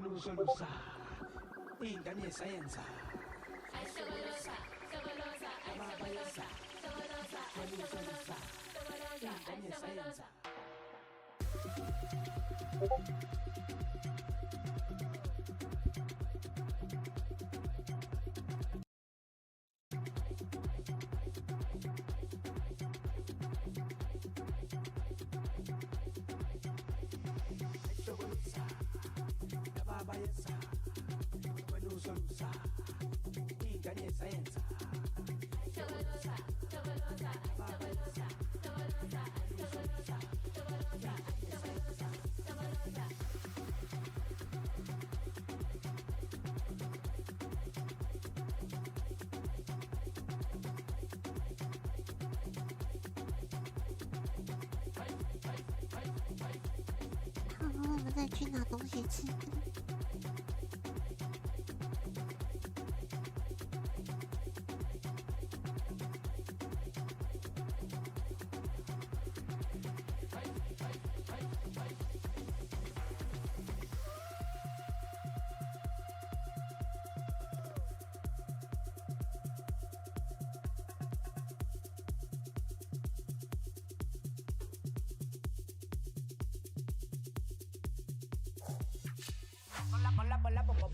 Ponla pa' subirle esa chapa, me gustan pila y tú sabes que yo soy puto que estoy la es mentira. Full de los bolsillos pa' darte lo que tú pidas, ya están dándole a la exclusiva con un vuelo de ida. Ponla pa' subirle esa chapa, me gustan pila y tú sabes que yo soy puto y que estoy la es mentira. Full de los bolsillos pa' darte lo que tú pidas, ya están dándole a la exclusiva con un vuelo de ida. Ponla pa' subirla, ponla pa' subirla, ponla pa' subirla, ponla pa' subirla. Welcome back, everyone, to Day 4 of Master Santiago and our second elimination match of the event. It's XLG squaring off against G2 Esports. Once again, I'm Golden Boy here, yet again with Sideshow and Wyatt. As fans begin to roll in, they're getting excited because this one, hey, listen, lots of question marks coming into this one. And you know Wyatt's sweating over here with his top 3 prediction. I thought you were about to say, and regrettably, I'm still here with Sideshow and Wyatt. What do you mean? That was Guys, that's the last opening for the fellas' death. The fellas. Guys, can we please get a prayer hands for the fellas? No, of course, no. Mimi's going to kill us. You understand that, right? Yeah. And rightfully so, as she should. But let's go ahead, though, and cut to the chase. Okay. Let's talk about G2 Esports. Well, they're chasing a dub, Wyatt. Chasing the international trophy. That's right. Oh, look at that. That's words we can string together to make a cohesive narrative. But here's the thing. Unfortunately, that narrative gets shattered when Paper X absolutely obliterates you in some of these rounds, some of these maps. I mean, it felt like we were looking not like a team that won 3 championships in a row in the Americas region Sideshow, a team really struggling to find themselves. I mean, there were moments actually in map 1 where it felt like, hey, hold on, maybe G2 have actually got what it takes to bring the game to Paper X. And then it slowly fell away from them and then completely crumbled in map 2. So I would generally agree with what you're saying. But I do think that there is a large difference in terms of the quality of teams that they are going to be playing against. In terms of PaperX looking astonishingly good, and I'm not on board with Wyatt's I'm not going to cope crazy mode. I'm not going to cope crazy mode. Just to touch on G2 though, back on that map 1, I was really impressed with Jaw. He had a great second half in that game playing. The Neon was turning things around. And honestly, I thought Trent was okay in that series despite that horrific one singular moment, but I thought he was playing all right aside from that. Like, there were some glimmers of hope from G2, but, you know, ultimately not enough. Yeah, well, I think we do have to talk about, like, the mental of the team coming out the back of that, because there were some absolutely kind of heartbreaking moments, as you're alluding to, and it did feel like they were still trying to find their footing. They heap pressure on themselves. Yeah, they do. But here's the thing. One thing we were worried about was whether or not this team would find a way to bounce back, whether they could motivate one another. And this is actually an opportunity we can go behind the scenes a bit. IGL Valent tried his absolute best to rally the team, but here's what he had to say to the squad going into map 2. Boys, listen. Whenever we're down a map and we feel like we need to catch fire again, it's not by one person. It's by the whole team, okay? We're a team of 5. It's 20% each player, all right? You have 20% of a job to do on this map to win us this map, not 100. You know what? I can't disagree with that kind of logic. Unfortunately for them in that map too, it just wasn't happening the way that they wanted it to. And you can, of course, attest that to an incredible performance from PaperX, undoubtedly. But there were also, Wyatt, some rounds there that were just going the other way, that were just depressing sometimes. Yeah, the guys who were hot on map 1, Leaf as well, they started to cool off on map 2.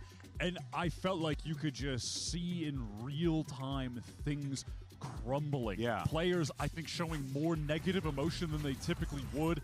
Like Trent, who, as I was saying, I did genuinely feel like he was playing pretty solid in this series. I think even on map 2, aside from, again, like that ISO moment where he missed this, Divide here coming out of the kill contract, he was getting some big impact kills in this game, but it just, in a reaction like that, he said, I shot him so many times. At least that's what it sounded like reading the lips. And there were moments after that, too, on cam where it's like that negative reaction just continued. Yeah, and I don't think it's like that entire round that ended in the ISO ult falling to pieces was a 5v3 that should never have got into a 1v1 scenario. Baby is one of those other players that I think you have to be putting the focus on, and I think the fact they're up against XLG here is a great opportunity for him to find his footing. When I was looking at what Baby was up to in terms of just watching his POV, I feel like he did not adapt to the big stage against PaperX very well. I was seeing a way better performance from the guy in Americas. The stats are going to tell part of the story here, obviously, because he's playing like half as well as he was in Americas. But when you actually just watch his POV, his aim was way shakier. He was less confident about the fights that he was taking.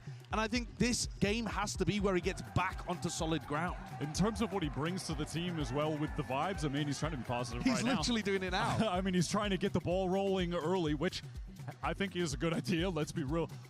In Americas, when they had moments where they bounced back, though, it often came from Baby making a big individual play and then generating the hype off of that, and then everybody started to feel it, and you could see them oftentimes pick up the tempo in their gameplay, start playing faster and more aggressive after a moment like that. But there was no moment like that to be, the catalyst of a mental turnaround. It was just this slow crumbling. Yeah, and I think just to, one last note I will say on G2 before we move on to XLG is purely that, we often forget that this was a changeup that we saw from G2 come toward the tail end of kickoff, where they're implementing their double duelist ideas, being a bit more, proactive with Baby Bay, getting involved. And that was the first test outside of the Americas region where everyone knows him, and you just so happen to be going up against one of the GOATs in Forsaken and PaperX, which is a tough one, which is why it takes us to the other side of the field. It's XLG. Now, this squad, gotta call a spade a spade. They had a rough start against NRG, but they did manage to pull up a couple of rounds, Wyatt, and I want you to give the viewers a little bit of that hopium. Well, contrasting to G2, they're a team that has leaned into double duelist, the strict Yoru, basically full-time meta this entire kickoff run to get here outside of On Haven, which is clearly their worst map, and they have a perma ban. So that just put them down significantly against NRG, who are masterful on Haven. But when they got to Abyss, when they started playing this double duelist on attack, Rarga was a dog. He went 15 and 8. He had 5 first kills, 0 first deaths. Yeah. That's when you started to see them heat up. And I think genuinely, if they can get off on the right foot, if their shooters are shooting, and they've got shooters, we know that for a fact.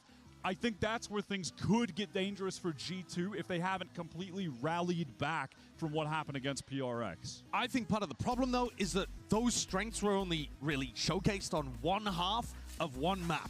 Their attack side on Abyss was really nice, had a lot of threats to NRG, but they need that over more ideas. Yeah. You know, make sure that that is your attacks on all of the maps. Find some more footing on your defense sides. You can't just have that one note to success. Yeah, there's a lot of question marks here for this XLG lineup. We had an opportunity to catch up with Lysor following XLG's opening matchup for this HyperX player moment.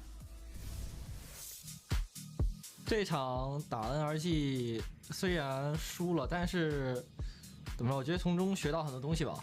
然后我现在真心感觉下一场我们会赢，因为我发现更多是这个从中学习，然后从中进步。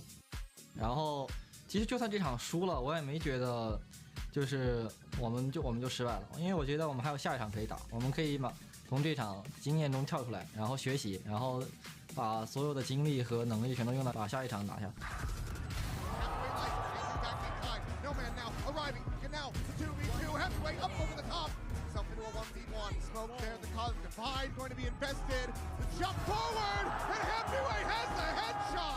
当前这个版本，我觉得我们队伍英雄池正好可以覆盖吧，然后我可以玩的位置很多，然后 Happy 可以玩的位置也很多，我们可以兼顾双烟、双哨，然后单烟、信息玩一个哨位，基本上版本主流的版本我们都能拿出来。然后 Noman 的可以去玩到决斗，玩到信息，然后有时候还兼顾哨位，我们所有人都拼尽全力。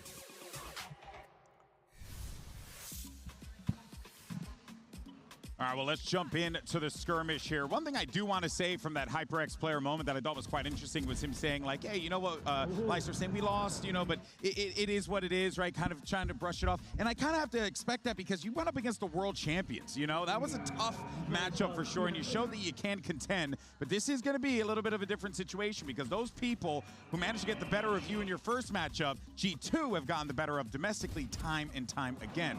Yeah. There's certainly going to be a lot of work that needs to be done here if you're XLG. Completely agree with that one. I think it'd be nice to get out to a good start here and have at least a bit of an advantage in terms of the map veto scenarios. But at the same time, I think they're going to be in a difficult spot because of that permaban that they have, and then get forced over to Haven. This might be one of the most important skirmishes, honestly, for a matchup, because you do not want to be playing Haven first. I'm just going to assume the G2 are going to pick into that map. Now, that being said, they only played it one time where they debuted that Phoenix comp that they ripped from PaperX. Yeah. Regardless, though. I mean, we saw that Phoenix comp have a huge amount of success in the hands of PaperX, though, haven't we? Yeah, So, and it had success in the hands of G2, but they definitely had the surprise factor. Yes. That they did play it in. Yeah, that's true. I mean, we're seeing the form of these players. Happy Way in a position where might be able to close things. Happy Way coming out of kickoff as the highest rated player pretty much across the board in all stats in China. Well, not playing Duelist, just globally incredible. Too. I mean, if you just look at the stats that he was putting up, both of these players were absolutely nasty for their teams in kickoff. Yeah, he really is astounding mechanically. Oh, wait a minute.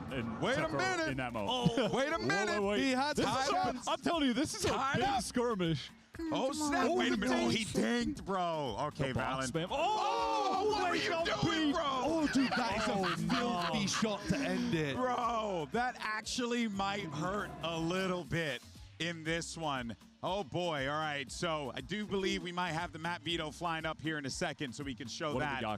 Because I am quite curious. There it is. What do we got going? Yeah, so we got Abyss, Haven, and if necessary, Breeze. So Corrode, Pearl get blocked first. Split, Bind floated toward the end. Those get blocked. Wyatt, your thoughts? So we do go to Abyss first, which is nice for XLG. But they are not up. Yeah, but they're not starting on the attack side, which I think would have been their best opportunity to really get some momentum into this series. Sure. And if they started kind of beating down G2 early, if they have that aim firing on all cylinders with their stars like Happyway, like Raga, right? Then I think you could see G2 mentally getting into a tough position again, Sho. But starting on defense, this team XLG, they don't play with a lot of fire. They don't play with a lot of passion. It's relatively safe. Yeah, I do want to see them pushing out more on the defense side across their maps. I think that would be much nicer to see. Bit of vertical rotation, a bit of confidence to find those timings. But I do think that the pressure in the opening map might actually be more on G2. When we've seen them in this double duelist new style of theirs, the comp that they ran on Abyss was like a Jet Yoru that they mangled the execution of that when they ran it in Americas. Question, do you swap it up?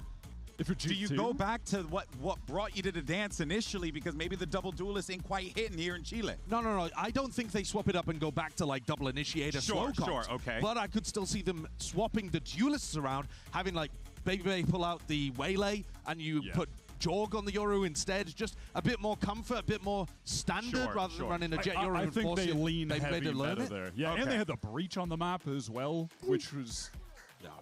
breach is not exactly. Let's see what the predictions are.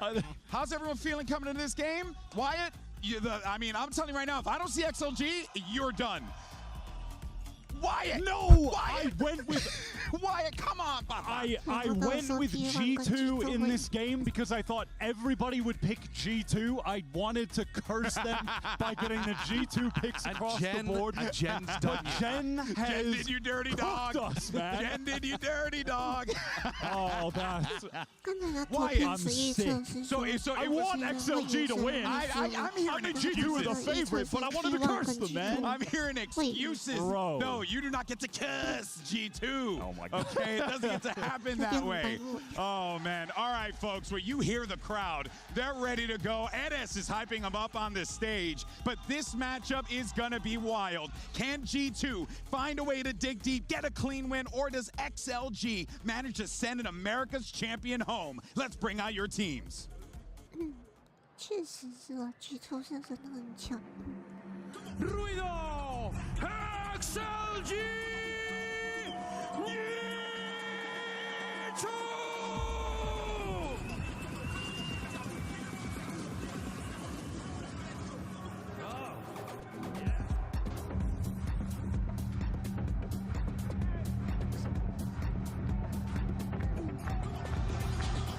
G2 Esports coming into this one having to feel confident because they have been in these situations before, these pressure-filled situations. For XLG on the other side, they know they're going up against a juggernaut, but they know they have what it takes to be able to take down the best of Americas. Let's see how this goes down. GB, you can feel the aura permeating in the air when Lysor steps onto the stage and is ready to stand up. I know. This is an insane matchup. Honestly, it almost feels wrong to say this. Hard to believe at this point since G2 have been around for a while. But that being said, these are two of the best Ascension teams of all time in Valorant. Are we some of still the most success following that narrative? I mean, it is legitimately true. Yeah, you do kind of have to say that, don't you? Oh, wild stuff there. Once again, your series layout, your HyperX series layout, of course, Abyss, Haven, and Breeze if necessary. Sideshow. While XLG are massive underdogs in this game, and you've just watched EDG get destroyed, I think this first map is going to be genuinely way closer than the rest of the series, perhaps, as well. Yeah. But because I think that we have yet to see G2 really prove that they can master this map, and they've looked a bit uncomfortable in comps that they've run previously. Sure. And this is home territory, at least on the attack side, for XLG. So, yes, it's an enormous uphill battle, playing against the Americas three-peats, but XLG can start off running here. But we know that G2's starting on the attack. So you're an XLG fan, you're Wyatt, you got your XLG t-shirt, you have your XLG hat and your flappers and you're ready to go. How many rounds do they get on defense here, Sideshow, that you feel confident about this XLG team when we swap sides onto the attack? I mean, they need as many as they can get, obviously, but I mean, it's an attack-sided map in general. I'd be really happy if they ended up getting 5 on the defense side, maybe even 4, I'd be fine. But I think the win con is that G2 crumble their attack strats, because that is what happened when we watched them play against Furia. They beefed their attacking execs over and again. Yeah, Furia on that map, were incredible at those fast retakes, floods back in onto the site, and I do think that's something that this XLG team can absolutely lean into versus playing like overly aggro in early rounds. Now, look, man on screen right now, Rarga, you have to pay attention to him in this matchup. Like I mentioned before, yeah, Rarga was incredible on the attack side. He was putting up so many first kills. Happy Way, serious shooter. They need these guys activated. And on the other side, it just has to be all eyes on Baby Bay. His debut map, he struggled. Can he bounce back? Yeah, the pressure is on Dre, but the thing is that pressure's been on this guy since he joined the team. He's been put in a lot of positions where he kind of is like a make or break almost for the squad, especially when it comes down to the mental. Absolutely, and I think that the mental is going to be so interesting to track across what we expect to be a fairly close opener, because you've got Lysor standing up on one side, No Man popping off, then you've got Baby Bay who's going to be trying to bring up the energy on the other side. Yeah. I think that aspect, if you see one of these teams start to go quiet, you could be a bit concerned. I am drawn, though, to the man that we just saw on your screen there, Leaf, because I think when the going gets tough, you can always rely on the one Leaf to get you the dub, and he needs to be in honestly exquisite form here today to kind of round up the rear and pick up whatever slack is left on the rest of the field. Yeah, he is just one of those guys that is talented enough to put up star-level performances, take over a map on any agent that he's playing. He did that throughout Kickoff, Breach, Viper, whatever. But what is he going to be playing here? Because, no idea. Yeah, because last time I think it's, don't know. He was on the Breach playing on Abyss previously. I don't want to see him on that. Like, I know you're saying he can pop off on any agent, but I mean, yeah, listen. He did has pop off on ever. Breach. I'm not saying I want to see him. Exactly, I'm not saying I need to see him in the server, He's just more likely to pop off if you put him on other roles. Like, maybe you could see a Viper coming out here if they wanted to play something like that. All right, what are they gonna run? Yeah, I'm excited Astra. to see this. Leaf is going to Harbor coming out. Oh my God! I like that. Dude, I like that. It's kind of cooking. I think this map, you can really make Harbor work. It's good for flood defending, and it's actually really nice for defaulting on attack. That Harbor is works really well with Valen. He likes to be able to cut up the map, manipulate space. That's a good agent for him to use. Almost no one is playing Neon here as well. So to see a Neon come out, that is weird. Folks, this is it. Time to get this second elimination match underway. We got just the casters to call the action, fellas. Have fun with this one. Here is Achilleos and Paper Thin. Once more into the breach, G2 Esports looking to rebound after that loss to the hands of PaperX XLG, looking to do similarly. They're not wanting to go the same route, not wanting to suffer the same fate that EDG just did. Absolutely. I mean, this is really important for their region as XLG, because you're starting to look like maybe, you know, everybody might have been right about your region, that you're shaky, that you're the weakest region coming into this, but this is the team that a lot of people were pinning their hopes on as the most fundamentally sound, as the team that could actually potentially do damage here. But NRG proved that they were a step above, a class above. But we are going to go to Abyss, a map that is so important here for XLG. They're going to start on that defender side, the side where they got absolutely bullied, which is shocking because it's a side of the map that they were rather good on domestically. They had a couple 6-1s where they closed out maps really efficiently on that defender side. Well, now going into the Abyss, XLG's map pick. G2 opting to change up the comps here, shattering our expectations with Valen bringing out this Harbor. And you're going to be looking to see what that Storm Surge and the new High Tide can really do for you here. Okay, well, we're not going to see it in this round. Forget it. Valen's already dead. Picked apart there in mid. WS Leo able to find the opening kill of the map. Why even Theorycraft? Why do I bother? Sometimes you get shot, you die, but Spike is still going to be planted all the same for G2, but it's a 4v5. Let's see how the retake looks for XLG. Double push, both duelists working their way around towards the spawn, and Leaf is just not registering this at all. Trent will be able to trade one back, but you still have Rarga on that angle, and I don't think he's going to be red at the moment. Baby trying to hold forward. Has to clear out these two players, but he's only going to be good for one. Trent now swinging the corner, finding a timing. Lysor going to be struck down. Looks for a little bit more, but Happy Way will get him with the ghost. Rarga's participation on that flank not going to be needed. XLG find the opening pistol. Yeah, that's exactly what the doctor ordered here for XLG. Get off to a good start on this defender side. Just a nice pick here through the reveal there. Very nice. He just kept kind of spamming through. Valen tried to assume that he was going to stop with the spam, and he didn't. Paid the price. There's a couple players that got caught out in the open here. Kind of a 3-2 split. Cover mid and work their way back in towards a retake. No Man immediately trying to hype the team up. Gonna need a lot from him on this waylay. A little bit of a struggle. Last time out against NRG, but see what they got here. It's like a fast B exec. Look at this, push the pace here as drone goes up and over the top. Leo getting the tag onto one. Relative safety for Valen, but Will still falls. Happyway has the transfer, looks for a third, runs out of bullets, but Leo is there. Picks up the pieces as Jogamo gets taken down so far. It's looking pretty damn flawless, but Leaf will be able to find the finish on the enemy Astra. So much more work now needed and necessary as Baby Bay 1v4 with just a shorty in hand. They know where he's at. Oh, trying to go for the no-scope, ends up costing him, but Raga will get picked apart, but they can just swap out the Stinger for the Outlaw. Now they're the Spectre, juggle the weapons around, and that's a 2-0 start for XLG. Yep, pretty good, pretty good. You'll take that as XLG. Holding the line nicely up here. He's Happyway. Sometimes things could get a little disorganized for XLG on some of these anchors that they were trying to attempt. You know, NRG does such a good job of diving in there and hitting you with some util and then knowing when to dive back and things like that, that it made it really tricky for the XLG defenders to really plant their feet, hold their lines. Mid-aggression, though. Not going to see much. No Man's going to go for a push here, potentially. Yeah, swinging out.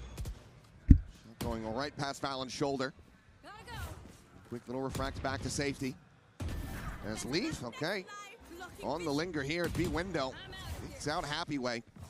Solid first advantage found for G2. Look to play out this anti-bonus, but Lysa lurking forward into the smoke will be found. Baby Bay spotting out the head. Gets the shot. That's now two-player advantage as they get ready to strike into the A site. Raga, however, is here in position, finding Valen once again. Baby Bay goes up and over the top, clears out the enemy Yoru.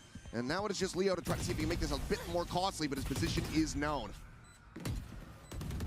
Shock guards find a little bit of damage, but I don't think there's much more realistically to be done unless he can find a crazy shot onto Baby Bay, but likely he's just going to tuck back, wait for the spike to explode, see if he catches somebody on the exits at the same time. But it's like Leaf not going to give him the opportunity, comes up with a 3K, and G2 Esports get themselves on the board. Okay, exactly what you needed to do here as G2. Very clean anti-bonus, and they're going to have Happyway's ult Leaf one away from his. The fragging that those two have been able to do, but I think for me, what I'm really curious about here is some of the early round macro that I'm seeing, and a lot of attention being paid to mid by both teams, and it's something that with XLG was where even in rounds where they lost, I thought they had some really nice ideas on how to take mid. Like you saw that two-man window push against Brock where he got that double kill. It's like that was the right idea, just you got outplayed.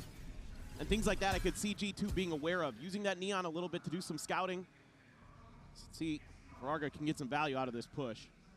This is mightily aggressive. 3 players just around the corner, but it's going to be able to find one and get out scot-free. Not fast enough for the punish. This drone now go up and over the top. Got the ping onto Happyway. Baby Bay trying to set up with the saturate, but it's not going to be able to find him and cannot get the flick. Raga finds himself a second, and Happyway up over the top takes down Trent. G2 just not knowing what was hitting them here on this side of the map.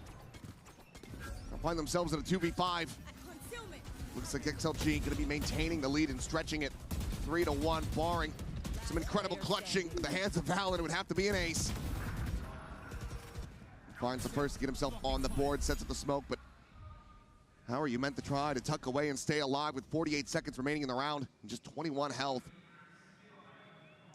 Have to see some mistakes from XLG to give him much hope. Just gonna try to wait it out. Spamming the wall, trying to find that stray shot. They know that he's tagged up. They know he's down low. And now his way through that connector. Have it decently sussed out as to where Valen could be. Do they want to pursue deep enough to find him?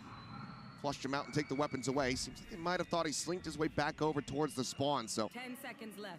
For the moment, Valen looking likely to be able to retain this weapon. Yeah, the execute there for G2. just, again, a little bit out of sync. I mean, this is something that started to rear its ugly head against Paper Rex for G2. It's just not being able to coordinate as well. And, you know, I had a quick talk with Jog before the match, and he said, man, we just got to get on the same page. Like, that's what's killing us. And, you know, you get that identification, and Baby Bay can't track down the target fast enough. He's a little bit slow to the punch there behind the recon utility, and therefore he can't get the saturate to land, and Rarga's in a perfect position to punish it. So a lot of these things already going to be thought about, because G2 is going to pop an early timeout. Yeah, not liking this early deficit they find themselves in, and I think for good reason, because XLG, the defender side, wasn't exactly where they were putting up the best performance versus NRG. That was when they got over onto the attack, and their triple dive on the B site was just causing so many pains for NRG to try to deal with it and slow down that pace.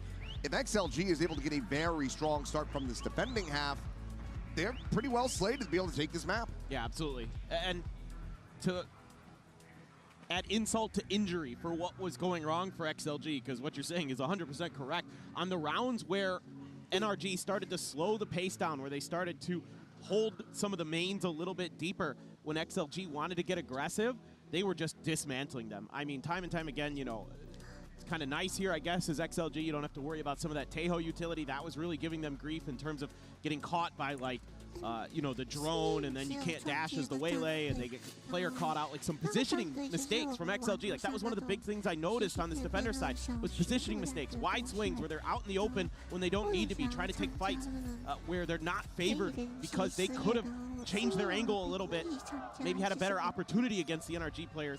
Things like that. So far, looking better for XLG for sure.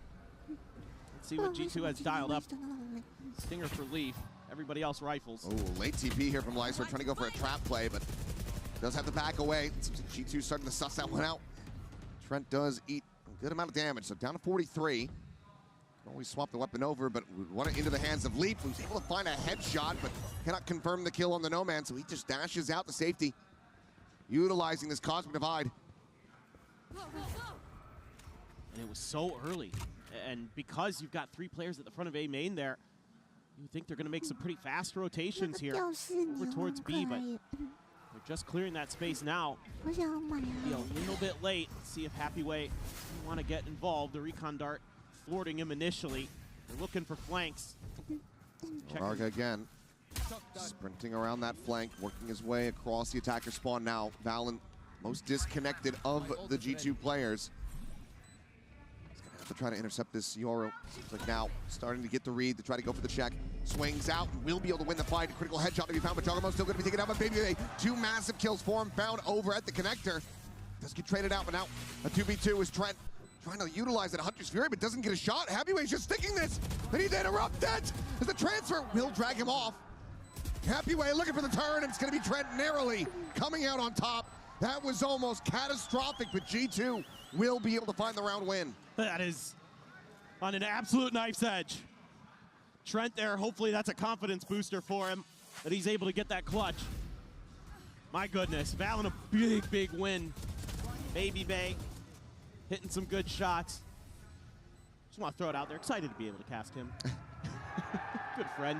But yeah, that was scrappy though.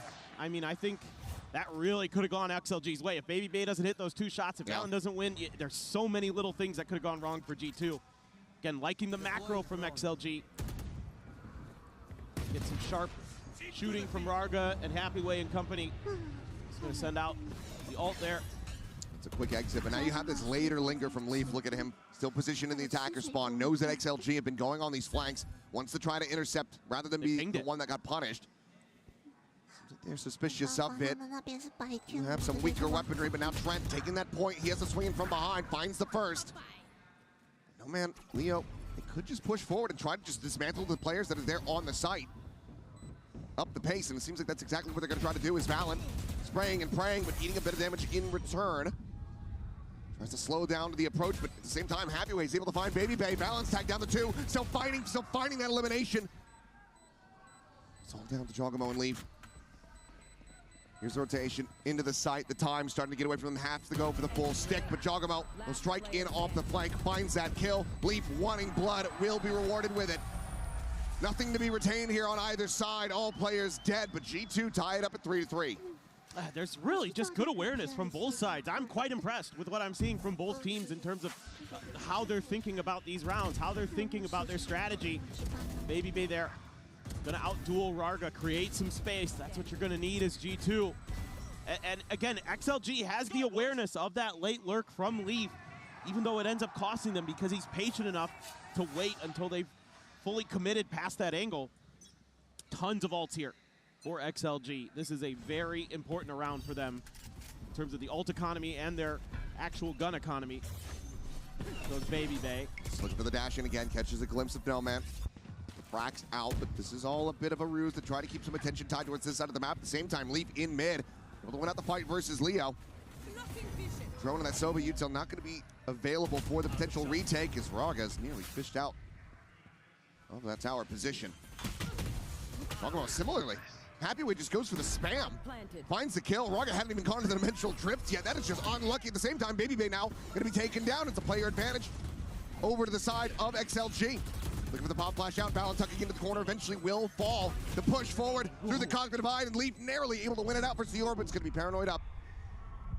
Sat here in the cubby and Lysor will be able to flush him out. XLG not allowing for G2 to gain the lead. Yeah, it's such an important battle for mid that's going on to give that extra player advantage.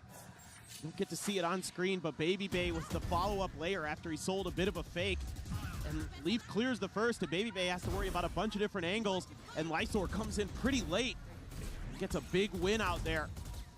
Rarga, all that info. This is huge right here. That second kill, the fact that he's able to double down on the players coming out of the Cosmic Divide. Absolutely brilliant. Yes, I turn. Back up on his feet. Oh man, hyping right alongside him. Has to be excited about in the G2 camp at the moment. Happyway is 12-4 right now. Was so highly rated coming into this tournament. And he is showing why. Even a stinger variety of an eco. On this attempt here for G2, just a couple sheriffs and classics otherwise. I feel like this is a bit of a head scratcher for G2. You don't get any contact here, posting up players so deep in mid. Now there's finally a drone that goes on an exploration, but I don't think it saw anybody. Still man. We'll find the shot. One player going to be taken down. Seems like Leo, very strong awareness of this position from Baby Bay. Saw him drift across. And Baby Bay now, last one standing with the classic. It should just be dead to rights, and he will be. 5-3, XLG. Already having a very strong defender side. G2 feels like already needing to win this follow-up round. They've got 3 ultimates to try to utilize. Yeah, I think this might be one of those times where try to go for those big set exec plays, see what that kind of rehearsal has looked like, the practice in the lead up to this map for G2, something that worked a treat for NRG. Might be a moment where you can try to double down on that a little bit. Hammer this B site. It gave XLG grief to try to hold this down. Saw it time and time again. And NRG was able to brutalize their way through. Like you said, tons of ults available. Happyway just drifting inside of the site. Almost gets stunned up. This player managed to spot him. No. Baby Bay lands right there in front of his crosshair. Now he is still free to dance around this site. Cosmic Divide going to be called in again from Lee, but Raga all around the back finds him right as he exits out of the astral form. Push to the smoke and Chongamo! Mo's down 3, gets the 4th! What a timing to be found! And that is one hell of a way for him to jumpstart the engine at just the 1 kill before. And he just tears them all to pieces in the blink of an eye. Only him. Only him, man. Unlucky TP there from Lysor. Oh, man. He could not have timed that better. Literally everybody's util or TPing or not looking his way. Unreal. I mean, that looked so good for XLG. And a late dart there from Trent. Baby Bay's ahead of the curve. So, again, that coordination between those two players, a little bit lacking here on Abyss. Aggro TP in the mid. Lysor's going to be scaling forward the sliding cross, and he absolutely destroys 2! Unbelievable transfer to be able to find Valen as well. This is such a snappy reset. No man tagged low, but does have that regen armor behind. Meanwhile, Raga trying to hold here in A main. Seems like they're suspicious. There's the push, but he's got the Guardian. He has the one tap. Will just make a very short hop exit back into the site. Baby cannot find the punish. He needs to stay alive as Leaf is on the approach here, but Raga just catches him exploring around main. That leaves Leaf now in 1v4. It just feels like every time G2 find their footing, they get that round win. XLG are able to just kick their legs right out from beneath them. And it's big plays from Lysor this time. Comes out, the 2-for-1, hits him on the slide too. That is filthy.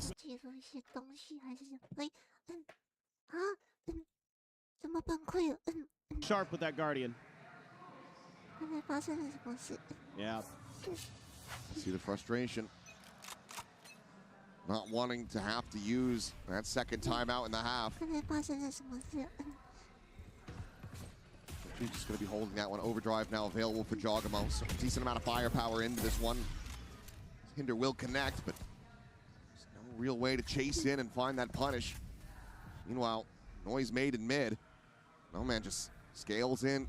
It's flush against the box, but the swing could come through for Jaw, but no, hasn't gone around that top mid pillar. They know he's there. They at least suspect. There's danger pings over in his direction. Now they know for sure. And there's the catch. Done. The overdrive not to be seen in this round. Once again, a player disadvantage to G2. Clear the recon. No info going to be gained there. Raga just staying flush against the wall to push forward. Valen able to find one with the stinger. Baby Bay as well. Getting involved, finds Lysor. The Harbor now taken down. It's frantic, spraying and praying for Raga, but eventually finds the reset to eliminate Leaf. Drop down Baby Bay. Saturated, still able to find himself a third. Now they're going to go for the backside plant, but it is Happyway on the opposite side. This guy has been a menace. For now on the approach, is the one eating the early damage. He's going to have a lot to play with here. Stars are coming up. See how he wants to set this up. Place them, try to make it look like he's pushing there from the spawn side, but he's wrapping the window. Even just the micro that he's got going on in this approach is damn impressive, but Trent will be able to find the kill. Lone survivor once again, G2. He's unable to get these round wins cleanly. It's very sparse when they pick him up as well, but in with a shout to try to make this a 6-6 half. They nearly have a stacked deck. It's 4 ultimates to utilize. I mean, it just feels like some of these rounds come down to some hero plays for G2, where you need somebody to get that big 3K to reverse the great starts that XLG is having. Again, I can't credit XLG enough with the macro ideas, the strategic view that they have. Just sometimes they lose in these scrappy battles, where they get caught in the timing like we saw with Jogamo earlier. This time, they're going to move Happyway over. Convergent pass, going to be able to sidestep it. Pushes up in towards tower, clone to be cleared, overdrive now going to be popped, and Happyway isolated, picked apart. Jogamo not looking to overstep, however, as the Hunter's Fury is now going to be called in. Just for a quick check around the back, but the Dimensional Drift is in from Raga. Trying to see what he can spot out, get these defensive positions known. Has seen damn near everything, makes his exit. And now they get ready to go on the push. Baby Bay, however, still on tower. Takes out Lysor. It's a 2-player advantage to the side of G2. The swing in, Baby Bay finds himself another. Draga dead. Tobias Leo, an ace clutch to try to get XLG a lead at the half. Hunter's Fury now coming through, scouted him out, and Valen will be able to find the shot on the drop. 6-6. We are all tied up at the half. That was a really nice round there, a really nice set execute for G2 off of that convergent pass, a relay bolt to follow it up to clear out the corner that Happyway is in. Really nice setup on this one, and then he can just hunt him down. You have the Nova Pulse there too, great stuff. Well, G2 were able to sit back, watch XLG play this attacker side previously. What have they learned, and can they shut it down? We'll find out after the halftime break. Come on! Let's go, boys!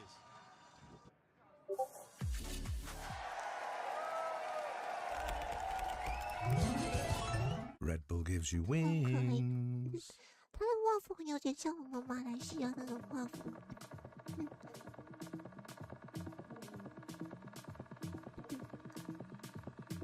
知道那个动画是不是请马来西亚的人去画的？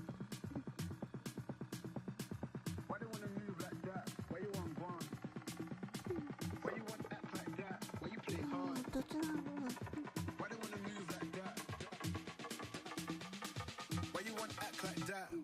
道了。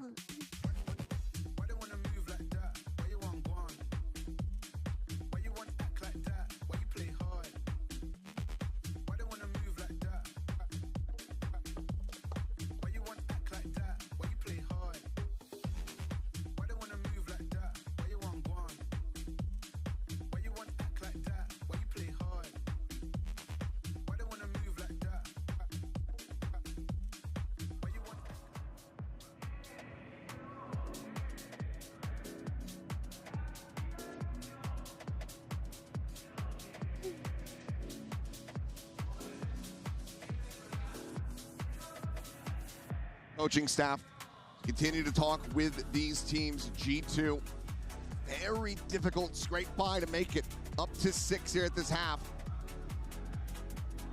Can they find an opening pistol? Try to run this one back, or is XLG once again gonna find a very successful overall attacker side of the map? Game energy, so many fits once they had swapped sides. Have to anticipate that that's going to be the same. Yeah, I think for me, when I'm looking at this from XLG's perspective, I'm trying to get the read on how does G2 want to play this half with this composition. Do they want to get aggressive because they've got double duelists? Are they going to be setting up a lot of traps at mains with the Neon Waylay combo, because you have so much ability to just stun up, slow up, you know, saturate your opponents and get that free pick and get out, things like that. But on the other side of the coin, because you have a Harbor here, it also starts to make you think, well, maybe they're going to play a bit retake heavy potentially, because you have some ability to do that too. But it's actually just a pretty spread formation, deep posts early. Jogamo trying to get up there. Oh, sees the TP4, just has to back away. Drops down, giving up that space, and for now, XLG will be in control of the site. Fast rotation is going to be coming through. Meanwhile, Happy Way, a late linger into mid, going to be spotted, but he finds the headshot onto Trent. Jeez. Damage heap, but now Jogamo dead as well, as will be able to peel one back. So a 3v3 as the dust settles. Advance for the moment. Zoom XLG as they look to try to hold this line. Baby swinging, finds the finishing shot, but Happy Way trades it. Leaf again, now on the hunt. Goes up and over the top. He's unanticipated and unread. The Cove there to try to protect Leaf, just body blocking as well as the defuse gets held up to completion. A 3K for Leaf and a pistol round win for G2 puts them in the lead for the first time here on Abyss. There you go. Now you get to see some real value out of Harbor, especially on a pistol round. Shield's going to be tough to break. Great presence of mind there. Set one up high-low there for G2 on this retake. You know, the star comes out immediately.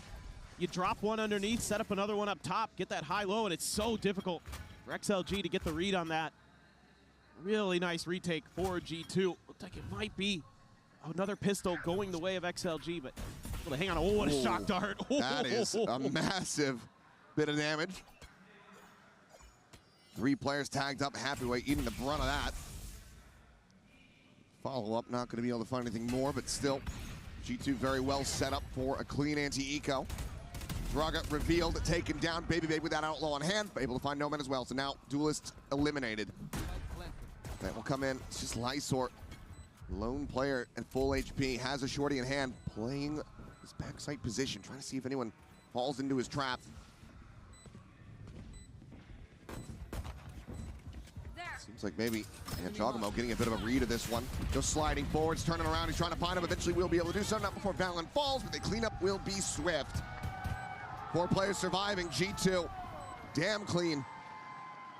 Move up now, 8-6. Bit of a discussion, who wants the alt orb? Make sure you get the orb onto the right player, make sure you've got all the good weaponry. So I really like this round for G2 in terms of what I'm seeing in their defensive protocols. The patience here, you know, the early darts, they're going to be waiting for that second follow-up dart to see if Trent can, you know, double down on that, get a kill. There's a grab well there as soon as the execute comes through to cut the pieces of XLG in half, and then you've got the recon stuff to come through after that to get that vision, get that early kill, and just play that flood retake so they have a much harder time getting that plant down. not a flood retake, but it's sort of a hold, we'll call it. But all that looked really crisp and sharp from G2. Well rehearsed. A clear there for Giacomo so he can keep pressing forward, and it's a big stack from G2. He is not alone in this. This is a massive push out. 3 players, but it looks like they will just fade away. Not looking to go on the flank. Baby Bank fires out a shot. Will be able to find the clone. Tucks into the corner now, though, as the saturate lobs in. Double dash over to the side, able to avoid getting caught. Shocks at the ready. Decent baiting here from XLG, just trying to get this util out of G2 nice and early. Frack now down to push forward. No man on the peak, able to find one. Giacomo eliminated. Leaf desperately trying to find that kill. Eventually will be able to do so, but now it's going to be Baby Bay eliminated as well. 3v4 attempt at the wide swing, but Lysor able to find the track. Valen, however, stinger in hand, comes up with 2. Enemy remaining. Spike down. Going to 1v1, the spike never planted. So Leaf just backs away. He dips out of the sight. I got the spike. Does he go for a full rotation? Where does Raga feel that he can plant this the safest? Oh, no way. Does he also maybe think that he can cut across? He's pouring all the way around. Leaf tucking in over towards mid. Raga, does he peek the angle? He's gonna have knife out, and Leaf plays it to perfection. Another 3K. And now a bonus conversion for G2. How does he read that? Unbelievable. Saw something in the tape, and he's like, I bet he's going to try to go the other way. I'm just going to hold the angle just in case. You know, if he still plants B, that's fine. Or, excuse me, A, that's fine. Beautiful. Beautiful stuff here. And, of course, Valen with the stinger. Such a scary weapon in his hands. Leaf up to 15. Giving him the finger wag. It's been a series of massive rounds from this guy. As G2 now find themselves in a very healthy lead, 3 rounds up. So timeout call from XLG will come through. Try to steady things, but Economy going to be in a shakier position. Could be a buy down. Bucky, Stinger, something like that could come in, but take a look at the coin-based win condition. And I mean, I'm curious what they're going to look to try to do off the back of this one, because one of the big things that was working so well for them was constantly attacking the B side of the map. Yeah, that might be what he's talking about here. Just some ideas on how to maybe set up your spacing a little bit for these post plants. Because again, these flood retakes that G2 is going to be able to set up with this composition are extremely scary. You have so much util to cut off space, to cut off vision, and then explode into an area and take somebody out. You know, with that Neon Waylay, it can be really, really tricky, and probably just calming the team down a little bit too. You had some opportunities there to not give over that bonus, but a few shaky moments despite some really good stuff at times from XLG today in terms of sharp mechanics. Trent, oh goodness. Trying the same shock dart this time, able to be avoided. For the most part, a little bit of damage on the Happy Way once again. Follow-up going to be sent in. No man, not quite landing there in tower. As Trent will get revealed. Just tucks back, sends out a drone of his own up and over the harbor wall. Gets a spot onto a couple of players. They do backpedal as now. Here comes the drop down, and Trent able to find the timing. Raga not reading that he was being flanked out of that position. Ends up onto the wayside. This Baby Bay looking for another no-scope. This time won't be able to find it, but it's going to be Valen. His turn to find the 3K. His turn to take the lead. As G2 hit double digits. And this high tide is so cool that Valen is using here because it cuts off the forces. This time, instead of using a grab well to dissect the execute, they use this high tide, and they're able to isolate players, set up those flanks in front of it, and then once that drops, then you've got the density of angles for yourselves for those crossfires to take into the main. Really nice setups from G2 on this defender's side. I like the variety that I'm seeing. I like the protocols that I'm seeing. And now they're leaning over B, expecting a change up in ideology from XLG. But XLG actually still thinking that A could be their money. But they're just going to go in towards mid-vent initially, but it's a TP back, just trying to bait some rotations out. As expected, this is such a pivotal round. If XLG aren't able to find it here, Economy again kicked back. G2 2 rounds away from taking the map. Their ult economy as well in a very healthy spot. Check from Lysor. Cancels, and for now, it's a drone to lead forward. Cosmic Divide going to be called in from Happy Way. Valen sending out the ult, but gets the hit onto No Man, just pushes forward. Absolutely tears him to pieces. He's just locked him completely out of the sight. Now sets up another wall. Trent just now arriving. Paranoia sent through, but Valen still holding close, turns the flash, and has two of them lined up. Looks for that fourth, runs out of bullets. Is Lysor able to hold his own? It would have to be an ace clutch to get them back into this, to stop G2 from advancing up to 11-round wins. I would hope he just saves here. I have the spike. Feels like he might have to. Take the time, grab the orb, but the time is just not there on his side. 10 seconds remaining. And just tuck in along the wall, set up another smoke, and try to stay safe, try to stay protected. But Jogamo is sprinting in around the back. He pursues in a bit deeper, might be able to find him. Pop of the Nebula now will dissipate. Lysor holds his own to find a 3K, and does nearly manage to get that ace, but he cannot find the round win. Well, I mean, still Lysor looking sharp, but it's all Valen. He just shuts this round down by himself. It's off of this Cosmic Divide because it's only leaving that small area in front of the bridge for the plant off of its angle. So he immediately counters with the Reckoning and just pushes. He's like, if they're flooding, I'm going to hit them with this thing. They're going to be slowed up, and I'm going to just come in and deal with them. And then he has that follow-up smoke util to give himself that extra room of space so they can set up that crossfire outside of the main. Beautiful. Great reactions again. And it hasn't been too long since the previous one, but here comes the final timeout of Abyss for XLG. Now a 5-round deficit. After being neck and neck, they just haven't been able to find a single round win on this attacker side, and this is where we thought that they were going to be favored. Oh, for sure. Especially after what you saw, you know, against NRG, where they're actually able to make somewhat of a fight, somewhat of a comeback there. But this is just, I think, just better game planning from G2, especially on this A side. You know, I was hoping that there'd be some exploration of B, but, you know, as G2 coming out of this timeout, I'm thinking leaning B again. Why not? You know, if you could just leave 2 on A and you can lock it out anyway, might as well. I'd love to see some kind of early aggression here from G2 in one of the mains, but looks like maybe they're just gonna consider something. We'll see. They're gonna keep hitting this A side of the map. Yeah. This time.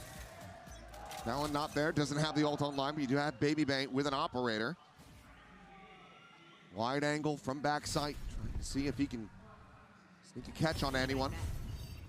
Smoke will disrupt him though.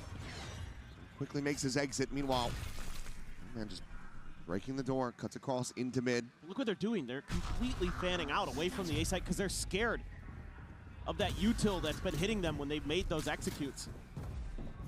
So they're just going to take space instead. Trying some mind games there, I believe, Lysor. Make them think about where he could have TP'd to. Quick cancel. Valen is already hugging back towards that defender's spawn, so knows that he hasn't gotten himself into that position. Cosmic Divide, same time, going to be called in, but pretty much all players of XLG playing in front of this. 3 players now on the site itself. Draga trying to fish for something there with that Sheriff up over the top. Lysor with the Phantom, able to find Jogamo, the push forward into the smoke, gets Valen as well as Trent gets taken down with the Hunter's Fury. It seems like this time the timeout call working a treat as Alif will trying to tuck into that cubby. Will just get picked apart. Baby Bay stopping it from being a flawless, but will not be able to hold on to the operator. It is a MasterCard thrifty for XLG to rally their way back into this map. Yes, you can see the answers here for XLG is they know that holding those deep post plants in a main isn't going to be effective against this comp. The way that they're able to layer those smokes. I mean, you saw it this time with the Cosmic Divide cutting off main, that we have to play a little bit on site. So that means we have to create space at Heaven, at Ropes, to make sure that we have those extra angles, that we can have a little bit of a safer post plant. So they're going to commit some extra resources to that early, some extra bodies to that early. So now we need to see what kind of adjustment G2 is considering. But it's looking a little stock standard other than what Valen's doing. Baby, there's that refract. Sees the dash, and he's right there in front of No Man. Has him outdone. Shorty more than enough to get the kill. Looks like XLG with that kill and still not going to be leaning fully into A. They want to explore into mid once again. Valen just around the corner. Would almost certainly be dead to rights with the Stinger at this range, but then again, if anything, anybody can work a miracle with that gun, it would be him, but Leaf going to be the one getting taken down. Dimensional Drift going to be invested. Valen looking to try to get the collapse here on the Happy Way. Will be able to do so, gets himself a weapon upgrade. Meanwhile, Raga forward onto the site, spotting out the two defending players, and Jogamo snappy with that shot, but quickly is traded out. Snowman keeps him in with the advantage.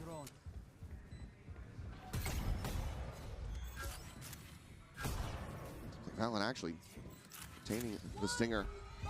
Virgin Path's going to be invested. So XLG investing heavily into this round. Valen's still going to be good for one. Jump spot, sees another, trying to hit the stun. Leo eating a bit of damage. Sends out the recon. Will have the clear, but gets the double ping. Knows that they're advancing from this position. The shock darts layered in. Hold them back. Swinging the corner, and that should be the cleanup, but Trent. Last one standing, believe he has just enough time. Running out of it, though, and no safe way to try to get a defuse going. This round will be XLG's as No Man finds a 3K.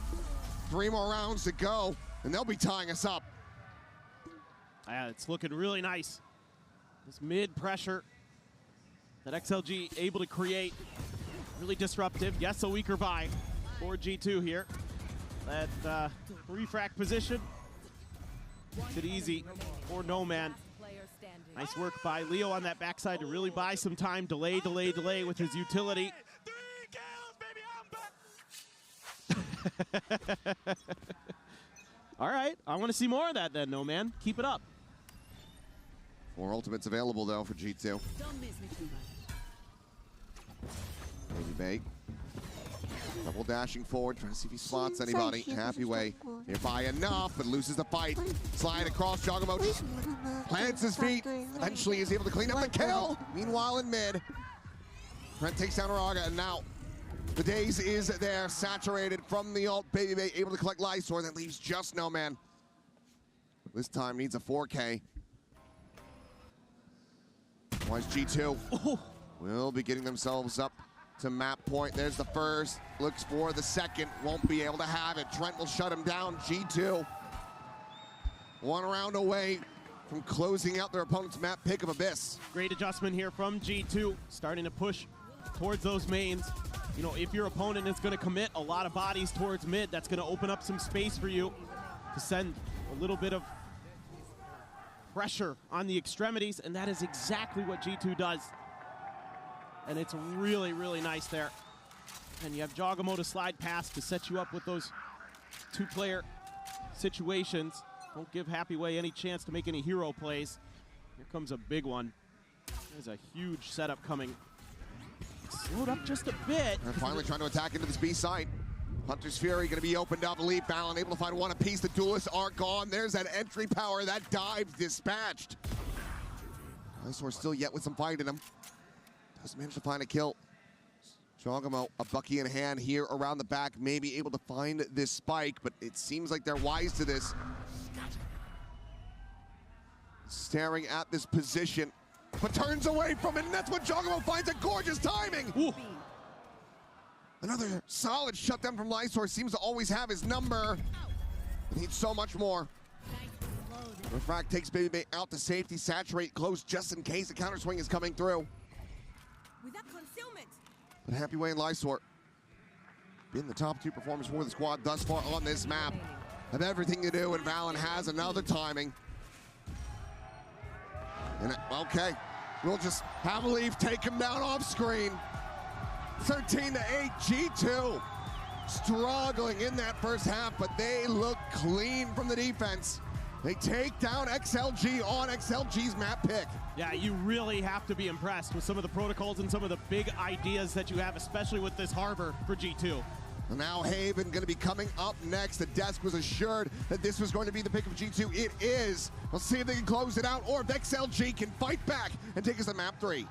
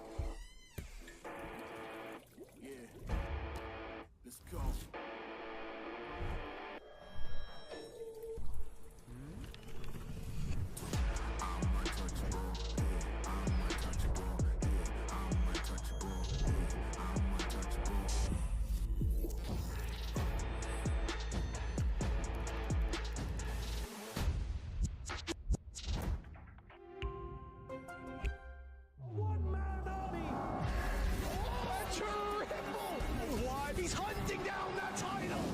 The time to write the next chapter in the esports history books is finally here.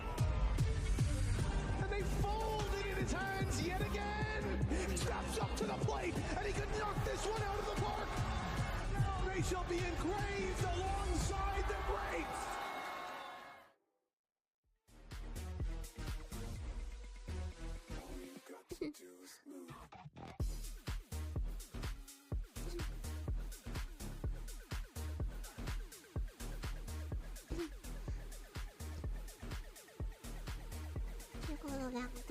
Hold on, guys. Achilles here, and I've got two players with me. We've got Raga as well as No Man from XLG. And today we're going to be playing a little game called Masters of Art. I've got a marker for each of you, and the way this is going to work, and we'll start with Raga, is that I'm going to give you a prompt. You're going to draw it on this canvas, and No Man, you have a minute to try to guess what he's drawing, and then we'll swap around, and then you'll have your own little go at it. So this is your prompt, Raga. Try your best to draw this from memory. Actually, we'll start the clock. Okay. Can of beans. We're off to a ripping start. it looks like. I think it looks like. Wait, I already forget how it looks like. 45 seconds remaining. Killjoy ult. No. You understand now. Champs Trophy. Yes. Wait. Masters Trophy. Santiago Trophy. Okay, there you go. What was that, like 30 seconds, I think? Not too bad, not too bad. All right, 30 seconds flat. Very nicely done. Let's get rid of this one, not to destroy your fine art, but we need a blank canvas. And No Man, this is yours. Oh gosh, okay. So you've got a minute on the clock. Okay. And go ahead and start.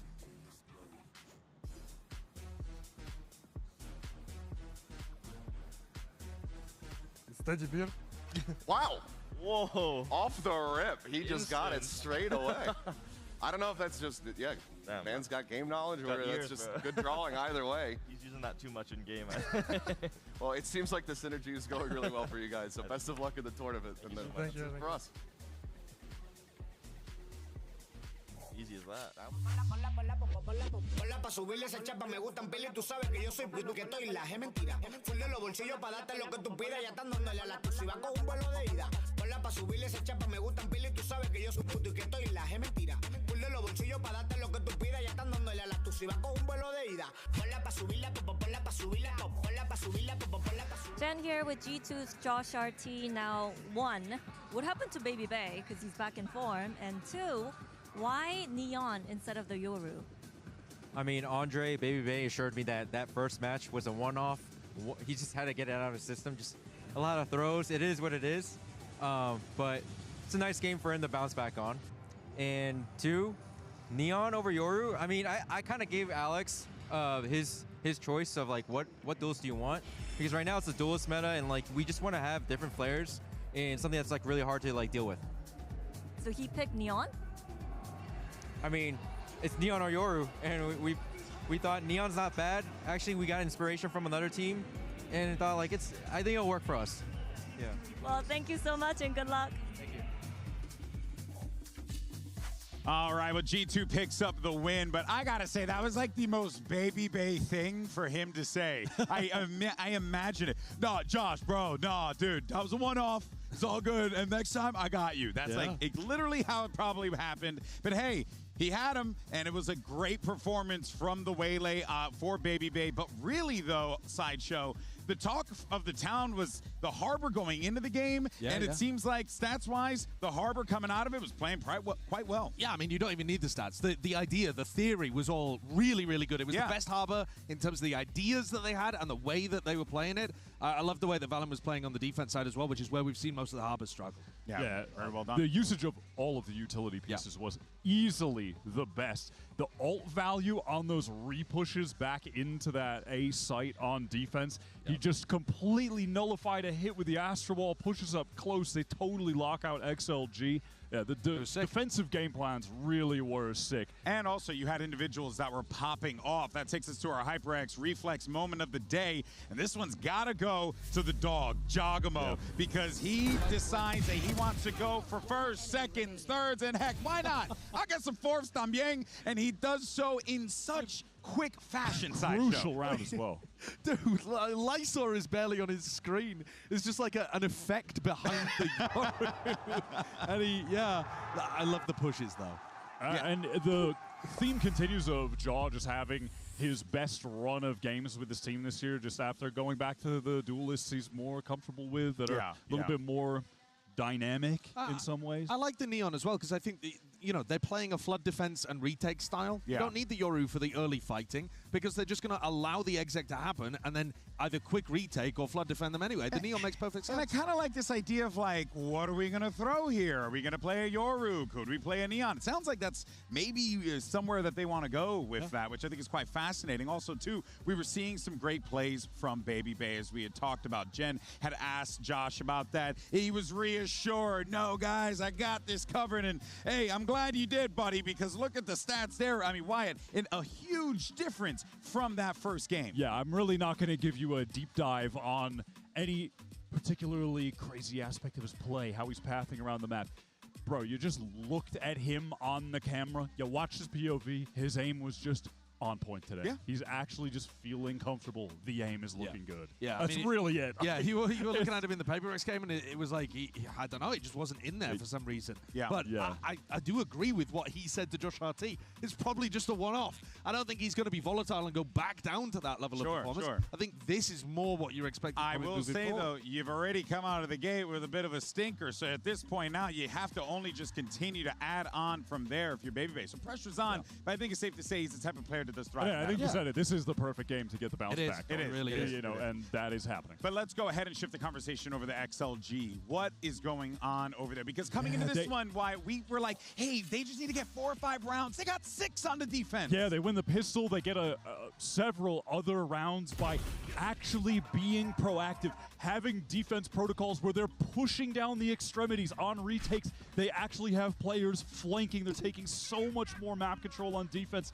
This was a great half from them. It felt like they were set up to get the win. Now, obviously, in hindsight, we know that G2 just had a phenomenal defensive game plan to ultimately shut them down.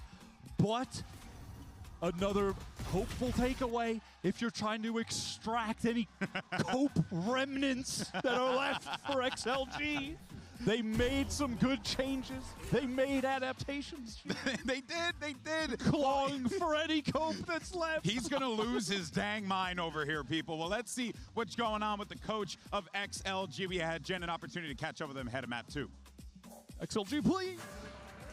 Here with Havoya of XLG. Now, Coach, Haven is coming up next. Just wanted to ask you, were you guys able to make your Haven stronger after the NRG series? And what were the discussion around it? We are going to be a totally different team today, comparing our last match of Heaven. So you're going to see on the stage how it goes, and hopefully the result going to be way more different. And finally I can recognize my team from Abyss, and we become more ballsy, and I hope my guys are going to step up now.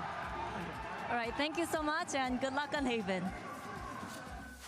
He asked for his players to be a bit more ballsy. I like that. We saw that a little bit in that defensive side. So you need to see them, Wyatt, extract that a little bit more going into this one. But did I hear him right in saying that they're going to do something completely different? He said they're going to be a different team. Oh, okay. I hope. Team. Yeah, right, but I don't think he means the comp. I think he means that stylistic shift. Yes, because they were ultra passive on that defense, and you don't want to be playing a ton of retakes on Haven. No. The amount of times they had to go for like 5-on-5s over towards that A side, you do not want to find yourself in that situation nearly as often as they were. But again, just to return back to this, yes, the defense side looked improved, and yes, that is some cope that maybe they'll play the defensive Haven better. But then, when they got on the attack, G2 had already anticipated the strength of XLG and neutralized it utterly. I mean, that attack side of XLG and neutralized it utterly. I mean, that attack side, they got almost nothing done. At least also to the credit of XLG. if you address the individuals, which we haven't yet, Lysor stepping up again. Yeah. He drops 20 there. Happyway's aim looked superb, as did Rarga's. No Man was hitting some shots here and there too, so I don't think they're out of individual form. They were outplayed in the macro. Yeah, but I just think the individual stuff from G2 is going to be bonkers with this comp. You know, it's a comp that they nicked from PaperX, and it's all about individual stuff. Their attack side calling was great when they played this comp previously. They were able to have some really hard-hitting executes around Jaw with his Phoenix, and then later in that half, use them to sell fakes. They were really working the map excellently. You should never see 100% defense win rate on one of these stats. Like that is, it's well, and you want to know why? Because the last time we saw this composition for G2, they beat MIBR 13-4 on Haven. So this is going to be an uphill battle for XLG. Can they bounce back, force that map 3? Here's once again Achilleos and Paper Thin.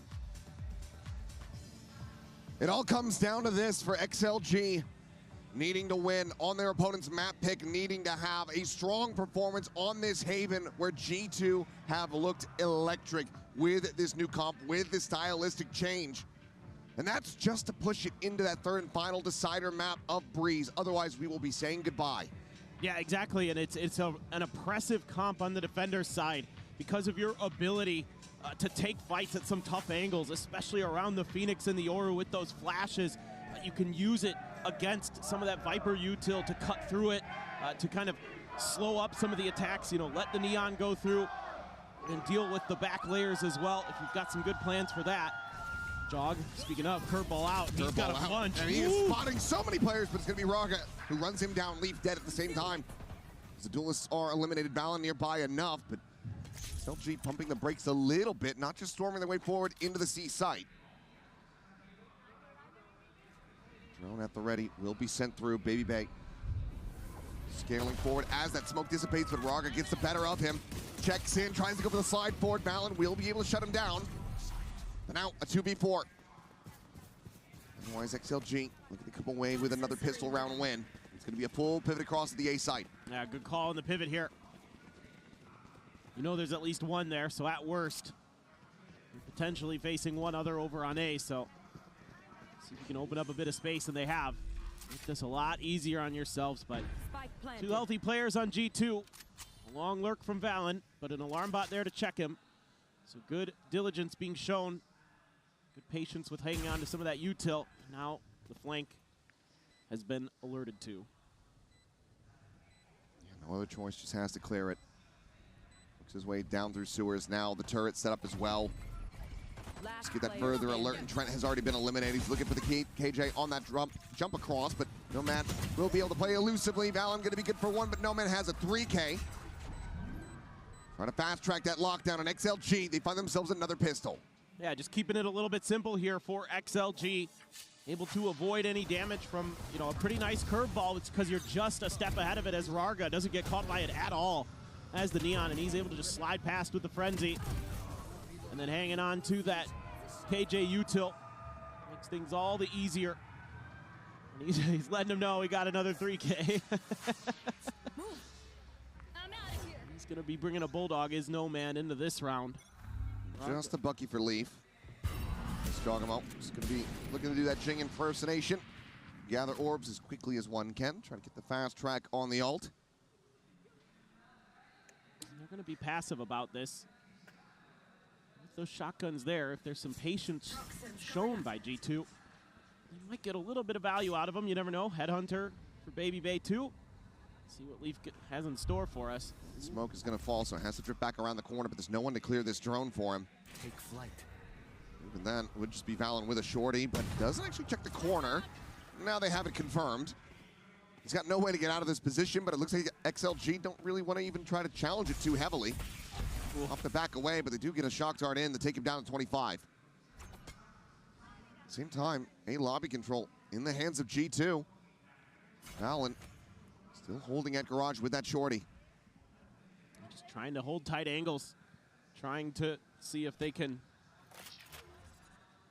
get some more value out of these close range guns, but Leaf hasn't moved a muscle.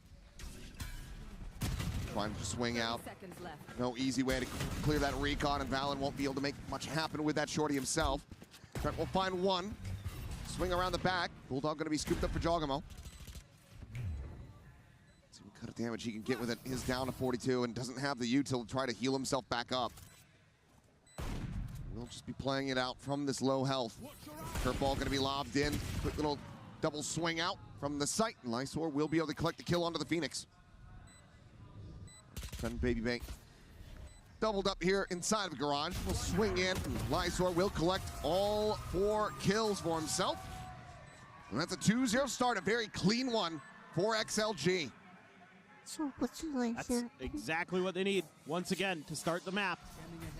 If they can keep that momentum going. Just great patience there, anticipating these players that are going to be around those corners, around those angles. They dealt with every single layer of it very nicely, even had a little bit of backup there for Rarga when he gets flashed by Jogamo. So, loving what I'm seeing. This is really clean, efficient stuff. You know, sticking together as a team, working together as a team. The coordination seems good. Let's see if now G2 can disrupt that a bit. If they can find themselves a bonus conversion, this would be monstrous for them to run their way back into this. There's Baby Bank tucking back. Swing onto the corner, and Rarga is able to find him before he can even TP out. Not even that much damage going to be found. Leon still at 85 health. That is a critical pick. That creates a lot of problems for G2 now. So you're going to have to throw bodies to get info. So it's going to come down to some of these individual moments, these individual players. Trent, Prowler, let's get a little bit of confirmation of presence. Has to re-clear sewers. And this is looking like an eventual B hit. So Rarga trying to keep this attention on A. Jogamo out here in mid, gets the transfer, and massacres 4! Out of nowhere once again!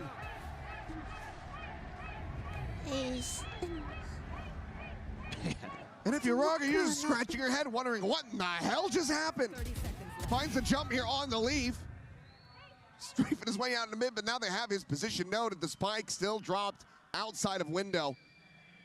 Trent lurks forward. Rarga wanting to try to isolate him, find this kill, will be able to do so. Now needs to just try to stay alive. 5 HP. Will go his separate ways. Jogamo on the prowl, looking to try to get the catch, spots him, but can't quite find him through the box. But Valen is there, situated on the C site to clean it up. It does get messy. They lose 3 players. So damage dealt to G2. And XLG cannot find the bonus conversion. Oh, again, those curveballs, but those last 2 shots are outrageous from Jogamo. Oh, my. When he hits, it just seems like he's going to take a round for you. Gonna find that 3K, that 4K. Now he's got the ult. Shotgun there for Leaf. He's got the Judge. He's gonna be posted up in the garage. Trent, a lot of pressure here. It's one of the things about this comp as a Fade, you're oftentimes left on your own at long A. So your protocols and your ability to kind of escape danger have to be really, really good. You can see the XLG wants to try to put some pressure there to see if they can get him overstepping, but so far, he's being patient with it. Judge confirmed. Leaf is pulling back enough to get that gate crash out. They know that the Judge is going to be in play just on the other side of that door. Let's pilot this one very cautiously. The Prowler will be able to spot out Lysor. Looks like this is going to end up being an A lean for XLG. Spike to be collected, but 2 players already scaled up at long. Trademark will be heard and noted. Should give you a little of extra time here. Another change in this comp from G2 compared to Paper Rex is that they run the Astra instead of the Omen, so you have some stars there at the front of the site too to maybe disrupt this execute. They're ready for the C's Molly. Try to catch them right here on the entryway. C's and the Molly end up going out a little bit early, and now looks like XLG going to be calling for a pivot potentially. We'll rotate out, but this might be right into Leaf, who's got that Judge now situated here at B main. The Nebula gone. The Neon sprinting forward. He's unable to confirm the kill with that Judge. Trent now coming to the rescue. Leads up the kill on the Rarga, and the time is getting away from XLG. They're going to try to go for another fast pivot. 10 seconds remaining. They find one, but it's already gone. They've absolutely squandered it. As soon as they run into that judge, it all goes awry. They're trying to hold on to these weapons, but Valen will not allow it. G2, 4 players surviving, tie it up 2-2. And you can see the understanding that G2 has of the push and pull of this composition on the map. You know, don't give up too much as that fade. You have that trademark there at the top of sewers as well to give you a little bit of extra comfort to play a little bit deeper, because you want to disrupt the executes. You want to get that Phoenix into position onto A to throw those curveballs to buy that extra little bit of time, maybe find those kills on the entry players. And that forces XLG away because you have that extra layer with the Seize Molly and then the grab well as well. So it's really difficult. Like, they wanted to bait it out, but then they made that decision to pivot. And then there's that final piece of the puzzle for G2 with that shotgun. Well, into the timeout in the Coinbase win condition. I mean, Avoya in the coach interview said he wanted the players to play a bit more ballsy. And so far, I mean, we've seen some intelligent play from them, pumping the brakes when they knew there's going to be shotguns on the other side, playing into that anti-eco. Clearly, they're aware of how G2 likes to position here, but it seems like those last little moments, not just trying to just send it into that A site, respecting that Seize Molly a bit too much, then trying to go for a pivot and misreading and losing track of Leaf ends up costing them. So I have to expect that Avoya is getting in there, reminding them of the tendencies of G2. And he's probably wanting them to be a little bit more proactive in the early part of the round. It's just taking a little too long because they can get that plant through probably if there's another 10 seconds, 15 seconds on that clock when they pivot back towards B. Or at least try to, at least make a better go of it. But it's just too little, too late. So G2 just going to move the trademark a little bit. One of the things to note, it's over in the sewers. It's a full armor buy for Vargas. It seems like they do want to invest the overdrive into this. Absolutely, I love Sheriffs that. and Bandits. I love that. The garage is where the trademark is. Look at this push out. This could be pretty rough here for Leaf potentially, but looking for the catch. Valen pushes forward, fills that space, and they know exactly where Lysource ended up. Happy Way will manage to push his way forward. Beats up the enemy Astra. To try to gain this space control on the C site. Spot out the quick shot. Happy Way going to be taken down. Leaf still here, still fighting. It's good for it, and Baby Bay has the cleanup. No thrifty to be found. Silver linings that Raga never got the opportunity to pop that overdrive, so still does have it. It gets into a sticky situation. I love the protocols here. Leaf going to push further forward into Cubby, has the TP to back out. Valen has that extra layer to cover. Even though Rarga is able to get through, he took a bunch of damage on the way in. Baby Bay getting there with the Outlaw to help secure the round. So good coordination again. The big thing here for G2 today is that mental game and the coordination. That was something that was absolutely killing them against Paper Rex. And once they seem to get their feet planted and start to go, and there you go, Baby Bay gets an opener. At this time with the operator in hand, and Happy Way been the hero more often than not for the squad. It does get taken down, but it's a very nice clear of Garage from No Man. Leaf, bit of a rough start here on this Yoru, just the one kill we found thus far. Looking for the entry, push forward, Raga instantaneous with that one. Jogamo narrowly able to stay alive. Didn't use a check forward, and Leo just tucked into the cubby, does manage to outdo him. Use it now to a 2v3, but Trent on the swing, instantly able to find Leo. No Man now dead as Baby Bay scales all the way out of a lobby. It is all down to Lysor. 1v2 to try to clutch this up. God, the way he's been shooting today, though. Oh, it's absolutely possible. Yes. Determined or not, whether he is standing or sitting after this round. Spike now planted. Fake of the TP, but ends up getting caught by the C's. Stuck in position for now. Baby Bay just going to be joining in alongside Trent here at the garage. Smoke now expiring. Doesn't have another for another 5 seconds. G2 start working their way forward. But Lysor, the quick peek, he's able to isolate one. He's looking for the second, but Trent will find him through the box. The defuse is in, and G2 stretching the lead, now up 4-2. Heck of an attempt here by XLG. Some pretty good stuff on the execute. Rarga almost has 2. Takes Jog down to half. And he's going to get cut down, but that swing by Trent. Huge. Baby Bay Great job expecting the re-aggression off the clear of the alarm bot. Swapped guns there too, went over to the Phantom, found one on the ground. It's a really nice on-the-fly decision-making there from a lot of different players on G2. And Trent just barely able to win that last one against Lysor. He did pop the tour de force, so he had that long-range option just in case, so we'll not have that, but I don't think he minds it too much. We'll have Cash aplenty. For now has an outlaw, which is going to be useful against everybody aside from Raga. Once again, is going to be looking to try to utilize this overdrive. Swinging out the blaze wall. There's Leaf, gets this Nebula pop, and finds Leo as well as the spike. Happyway swinging around the back, but he's already out like a thief in the night. It's a quick gate crash out towards safety, but No Man trying to fight back here at Sewers. It's a little bit of assistance from his Omen. Trent will be taken down, so now a 3v3. Raga, instantly dispatched. What a shot from Leaf. Cleans him up, and now again, a player disadvantage. Bit of ring around the rosy here on the B site. Baby Bay not spotting out Happyway, nor the other way around. I believe he hears that TP, and now will be able to strike, but no, Leaf still holding his own. Liza once again asked to do it all. Baby Bay, I think he's seen the gun barrel.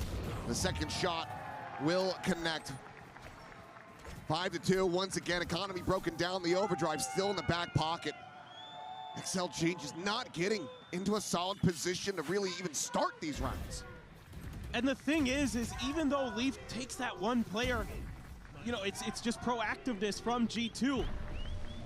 He gets out, and then they immediately re-aggress into Sewers because they know that that's where you're going to want to plant that lockdown from No Man. They want to prevent that before it even has a chance of getting through. You're cutting the ults away from XLG before they can even use them, putting them back onto an eco. Just phenomenal calling and game planning. Clear of the recon, Baby Bay. Panic jump from him. What a shot from No Man, shutting down Leaf. Weapon not going to be recoverable here for the moment, but that is a very critical opening. As Trent has taken some forward space. Vandal in hand. Alarmbot will have heard that come back online, so should know that they're going to be trending towards this side of the map. They are cognizant, though, of the space they've given up. The wall raised, the Prowler to chase. There's the clear, there's the overdrive. Coming through, the blind connect, but Raga still able to find it. Goes down to 4 HP, narrowly survives. Jogamo trying to get into position to hold the line here on the site. Sends out the molly, the curveball through, gets the connection on the bolt, and Jogamo, ooh. He will be sat down, but such damage dealt. Gets it into an even numbered situation, but do they read this flank? No Man on the approach will have eyes on Baby Bay, and he will have him dead to rights. And he can even drive a knife into him if you want, but no, we'll just go for the headshot. And that now leaves Valen to see if he can clutch this out. Drone gonna expire. Valen, I believe, able to skirt across, and No Man is not watching for this at the moment. A critical timing to get this into a 1v1. Leo on the other side, tucked away down below. And he will be able to find it. A MasterCard thrifty for XLG to win their third round. Big stuff here. Popping that ult, and even though you get team blinded by Lysor once you popped it. My bad. I keep scraping my microphone with my teacup. That's okay. I'm laughing at a couple different things here in that round that were kind of a little bit wonky, but you know what? You get through it. Even though Jog again almost pulls off another 4K, that could have been a difference maker. Let's go, baby. All's well that ends well there. That's going to be a big sigh of relief from the coaching booth, especially if they're able to string together a consecutive win. Yeah, you're finally getting into maybe doing some damage to the economy here of G2. All about the fall, but Happyway just pulls back out to safety. God, you have so many ults here, though, as G2. So you could play further back. You could play a little bit more retake or anti-pressure like we saw on Abyss with the Harbor, where you find out where that exec is coming through, and that's when you hit them with the ults. And they're in position to maybe do that. You can throw the run it back at it. Use the Cosmic Divide to cut them into pieces. I don't think they quite got the spot there on the Valen. Shut down to the TP over the backside. Jogamo just going to be snapped back with the ultimate, but not before he's able to find No Man. So now that lockdown unable to come into play. Wayne leading the charge, scaling forward, but this Nebula about to dissipate, and he is right out into the open. Leaf on plat. Makes quick work of him. Jump peeks to find the other players. Now, once again, Lysor to try to clutch it out, but just 16 HP in a 1v3. Missing the window to find the punish, but has the haunt reveal. They know that they have him completely boxed in. Trent will clean it up, and G2 get up to 6. Yeah, again, it's just a good read at the beginning of the round here by Valen. Saying, I think they might go C. Let's put our heavy stack that side.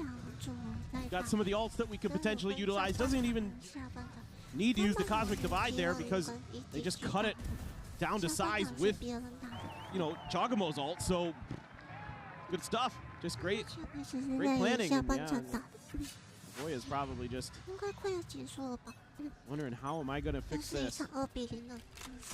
Happy Way is a shotgun there as a Viper. Bit of a spot out on that cross. Nano gets popped. Try to clear out the corner. Now the push can continue. Lockdown going to be in play. Obviously, no Sova, but will just be that Nightfall coming through. And Chogamo, unscouted in this position, just scales forward, is able to find that kill. Now sets up the wall, tucks away into the corner. Meanwhile, Leaf is still applying pressure from A main. We'll try to keep this Phoenix protected. Pit now blooming in the spot onto one. Lysor going to be picked apart as Leaf is able to find that kill. Bucky comes in. Valen gets taken down.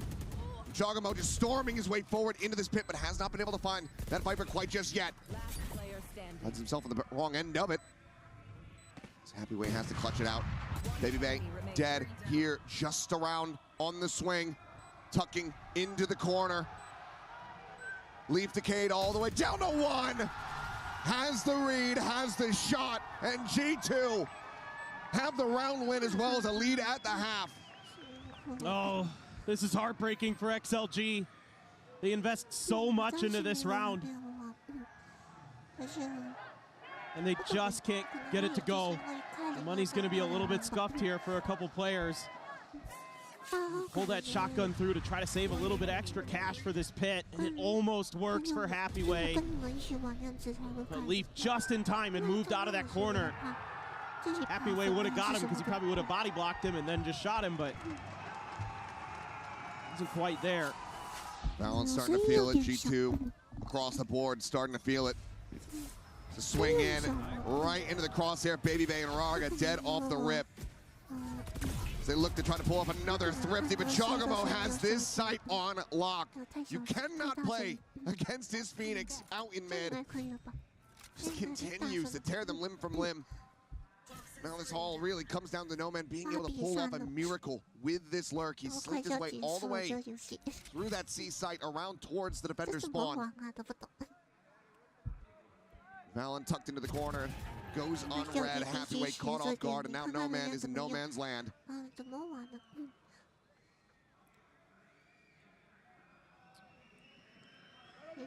Be no world where he doesn't gets anywhere near that spike, you would think. Maybe could get the catch here. Yeah, we'll be able to find the headshot. Needs 4 more of those. Even in a clutch scenario, the operator not necessarily the weapon that you would love to have. Full flat connecting, blown over to the side. Doesn't fall for it, but Leaf is just swinging around. He's looking to knife him! That is just downright disrespectful from Leaf. Unbelievable. Oh, dearie me. Oh, boy. You know you've got him. And you're just going to go for the style points. Oh, you're going to try to take our op? Cool story. I can bring a knife to this gunfight. No problem. Makes the second right click, but eventually was able to drive that dagger into the heart of No Man, potentially into the hearts of XLG and the Chinese fans. Great shutdown. Baby Bay unable to find that opening pick. Leo, the hell of a shot, but Trent just pushes forward into that fast lane, finds the kill onto Raga. The Hunter's Fury from Leo frantically searching, trying to find where he ended up. At the same time, Chogamo storming his way forward. Gets some damage in, but cannot confirm the kill. Snaps back with the run it back, and Lysor has been spotted and dealt with. Trent down to 26. I'm able 不 to 是 find anything 又可 else. 以回去原位。 Cosmic Divide for now still going to be holding them 可以 in 很 position. 好。 Man, just on the opposite side. The wall to fall. Spot out, and there's the spray down. Jogamo far too wise to it. If they want to try to rotate out, Valen is watching the exit. Exactly, and if they try to keep pushing A, that means that util is now not going to be available to confirm the presence of a lurk. See what they can get 这 done. 场结束之 One's 后 going to 可 post 能 up 我会看一下我 in 账 towards the 号， lobby. 可以 Start 玩 to 的。 make his way 只 forward 过来 now. 玩玩看一下行吗？ Pinging out the window, expecting that maybe that's where he would have repositioned to. It's 30 seconds remaining. They have to make a go of it. It's the last round of the half. There's no saving here. There's no padding of the stats to be had. It will be a double face out of sewers. The 40 health 两个中国赛车 between the 的 remaining players, and Jogamo still here, still 第一个 looking to be the 选赛败了 gatekeeper of 第 this 二 site. 个 The tap of the plant now 应 has 该 to be 就是这 committed 个 to. 也差不多了，拜拜。 Heavyweight will find it, and it's going to be narrow margins. Valen will get there before the plant can come in. So all the same, this round, this half, and maybe this map is G2's. 今天都晚上班。 Yeah, they're just so clean with this comp. 我开奖 And even when there are mistakes here and 应 there, 该是明天。 they're able to bail each other out with some great individual 然后就 moments. 开始 That 聊一 was 下 a 天， huge 然后 shot 就 from Leo. Trent, though, double down 然 on 后 this 就 with 差不 low 多 health. 是 Well, 9-3, their tournament lives on the line. XLG need to rally back. We'll see if they can get the opening pistol as they swap over to the defender's side here on Haven. 根本就没玩的。那你去休息一下也可以。我是真的只是开来看看，那我是来给一下玩一下子嘛。如果不能玩了就算了，就随便开开吧。等明天的闪电还是什么？ Les traigo un invitado muy especial para los que no lo conozcan, que sería raro. Él es Golden 第 Boy, 三 es parte 结 del 束了 talento 就 de 闭上 NA. 这 Y 分 bueno, 数 quiero 真 que 的是 todos 太 demos la 差了 bienvenida. 吧！ Golden Boy, Golden Boy. 等到最后一句了， ¡Ay, Dios mío! 当你去赢下去了，那你去赢下去就不能追我。 Soy Golden Boy de VCT Américas. Estoy muy agradecido de estar aquí. Gracias, Chile. ¿Están listos? 因为会有兴趣说呢，每次可能要延迟几天再出。 Thank you so much, my man. Thank you so much. So, ¿qué les parece si vamos a gritar un poco por los equipos? ¿Dónde están los fans de Chile?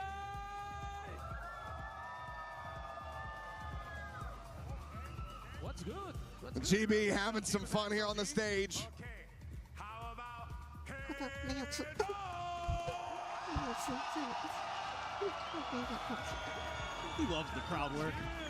Absolutely loves it. I mean, he's been watching from the American side of the broadcast, the English side of the broadcast. You can tell he's been getting jealous. But also that this is such a meaningful moment for him. It's all the more meaningful now for XLG.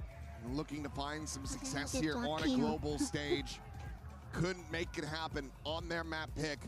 And now they are looking at a 6-round deficit as they shift over to the defending side of this map. G2 have been running laps around them. Yeah. Jogamo taking point on this Phoenix. Oh, he's been incredible. And it's only one round outside of the pistol and the anti-eco that XLG found, but it's all because of Jog. That Phoenix is just so oppressive in the way he utilizes it, the way he pilots it. ABV can't connect onto Leo there. Jog gonna start cycling the orbs, but he's so good with the curveball. There you go. Does finally get a shot through, takes him down to 45. Well, Rarga, big push out into mid, but the Prowler is there. Very cognizant of this, but he actually turns, making plays, and Speedy finds two. How in the hell has Rarga done that? Juggernaut's still gonna go pushing forward. Baby Bay gets a piece of the pie as No Man will be taken down. And suddenly, a 2v2 health advantages in the hands of G2. They're trying to get this plant. Still, Leo quite far away from joining up alongside Happyway. 所以我就讲啊，有两个角色是拳头亲自做的亲儿子亲女儿，一个是我拿的，And now Leo to do it all. Still another curveball yet in the hands of Jaw. As if he can find this elimination or death, he's going to be one away from having that run it back available in the anti-eco. Baby Bay just pulls back, deep disconnected position, goes for the check, does manage to find some damage. Leo now at 22, and Jogamo on the flank. They will just hand it to him. Fast tracking that ultimate, a 3K in the pistol, double digits now for G2. Heartbreaking for XLG. They needed that pistol and they needed it bad. And it looked like maybe Rargo was going to give him the opportunity. He has 13 health when he gets those 2 kills. But it's just not enough. Yeah. Frustration. No man knows they missed a chance, missed an opportunity. But again, it's Jog with another multi-kill round to put himself up to 18. 18-8-1.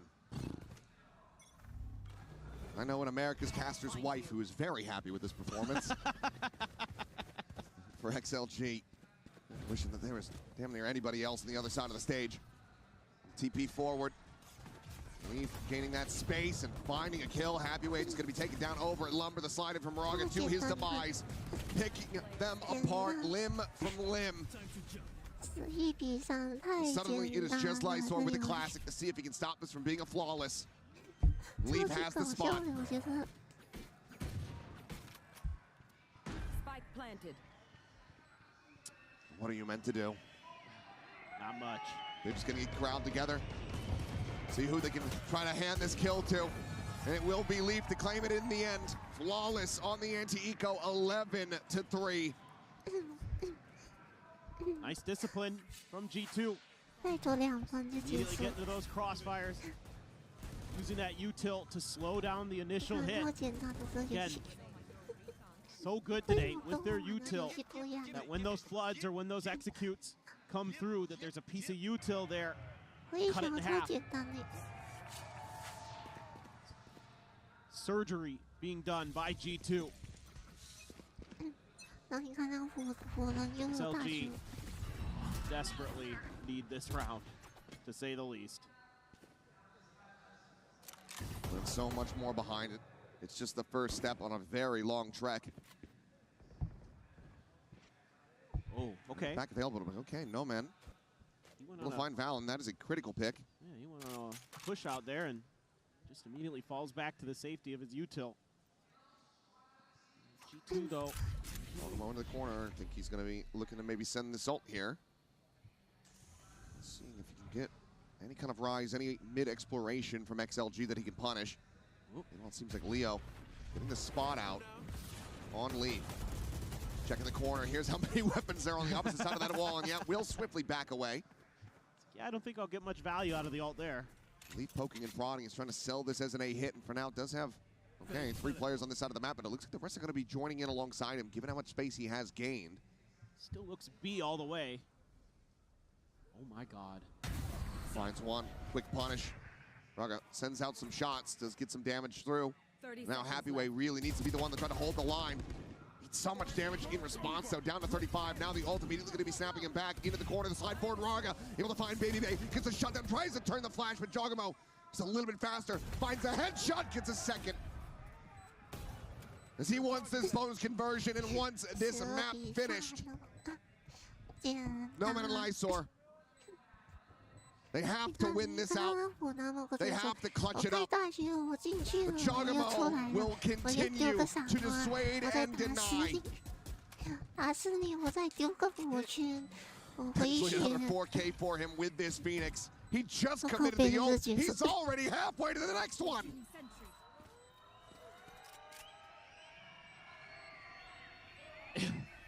He is just so electric on this Phoenix. He's just great with the decision making. Okay, no man does collect one at the end. Takes Leaf out. But still, that's bonus converted. And now you're at match point. 9 in a row. When XLG need to try to force this into an overtime. As Okay. Something very curious happened, but it is going to be XLG calling a timeout off the back of this. The Chongamo is just so damn dominant.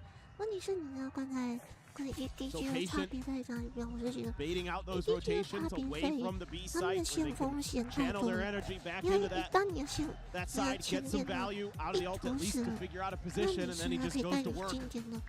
完全没有人可以帮你 Starts digging the graves of XLG.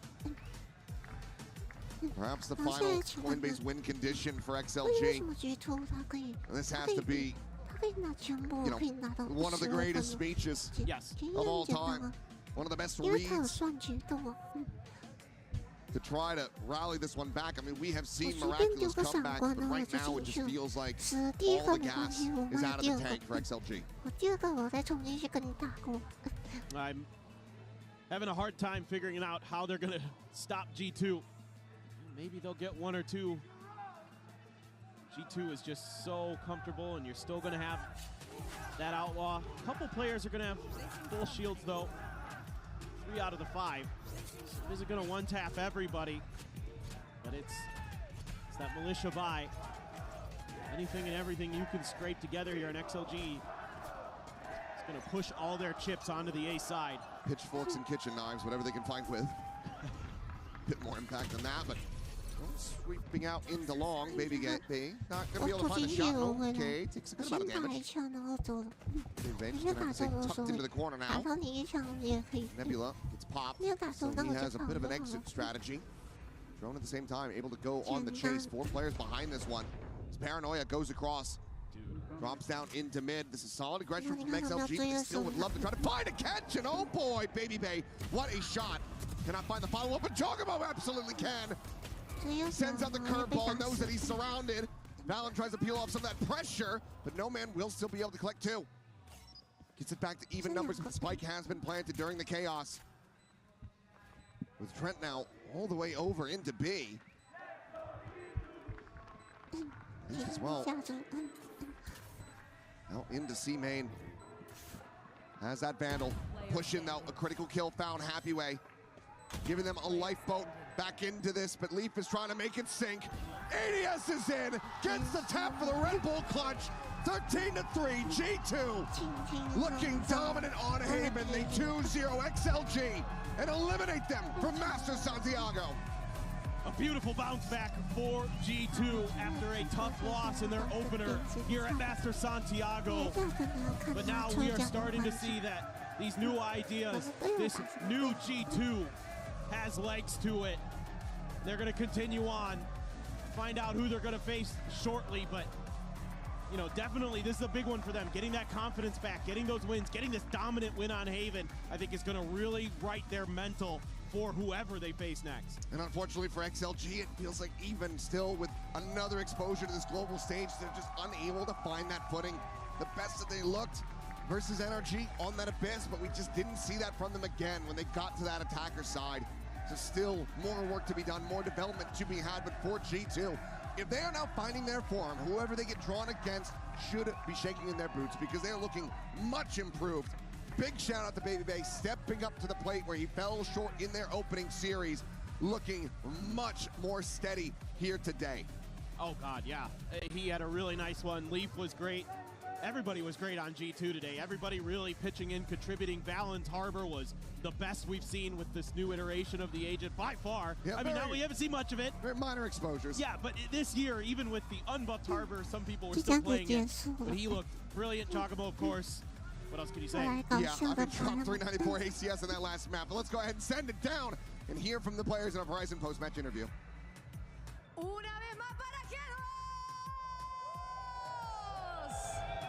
Geos que gana esta partida. Y quiero primero hablar con Baby Bay porque él me hizo una promesa que tiene que cumplir. Baby Bay, how are you doing?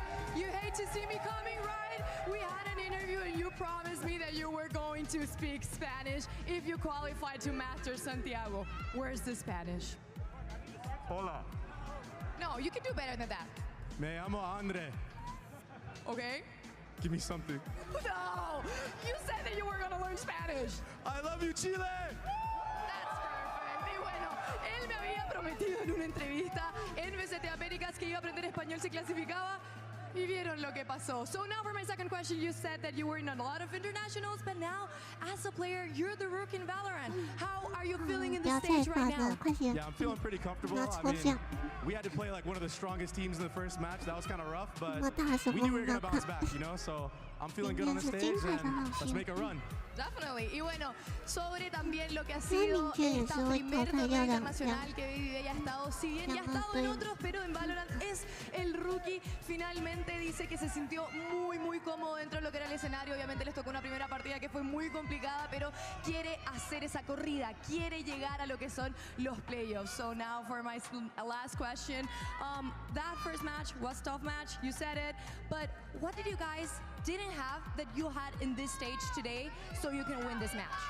I think we had a lot more discipline, and I think that showed today. I think we were running it down a little too hard against PRX, and they're the team that normally runs it down. They weren't running it down at all. So, you know, you live and you learn. We fixed that, and yeah, we want that run back. I want to get PRX again. That would be so cool. Y le estuve preguntando también cómo fue esa primera partida, que no hubo, que ahora sí pudieron presentar en este stage. Básicamente dice que mucha disciplina, que siguen contra PaperRex, estaban corriendo mucho, yendo hacia el frente constantemente. Ahora eso todo lo pudieron arreglar, pero le encantaría enfrentarse a PaperRex nuevamente. Esto es todo lo que tengo por la entrevista. Thank you very much for this interview. You can now go and take pictures with the fans.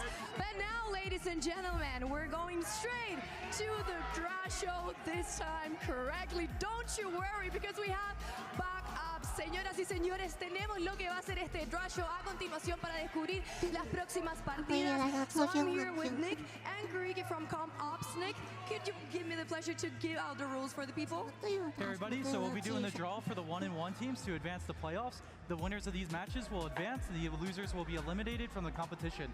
There's a couple rules with this draw. So first, there's no repeat matchups allowed. So in our situation, that would only be T1 and TL cannot be matched up against each other. As a reminder, regional matchups are allowed. Ok, entonces las reglas para esto es que sí pueden haber matchups regionales, no se pueden repetir partidas, entonces para tomar eso en consideración. Also, how is this gonna work? How are we gonna position it, also the cards? Okay, so the first match is going to be on the first row, and then the second drawing will be on the bottom row.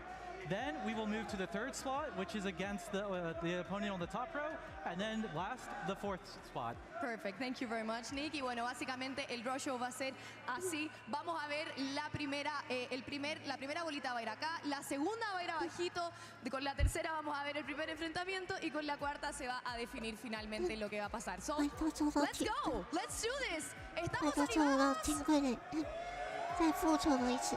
You can go ahead, Nick, please, and draw the first ball. Let's discover who's going to be this first team that's going to position right in that first spot. Vamos a ver quién es el primero a continuación.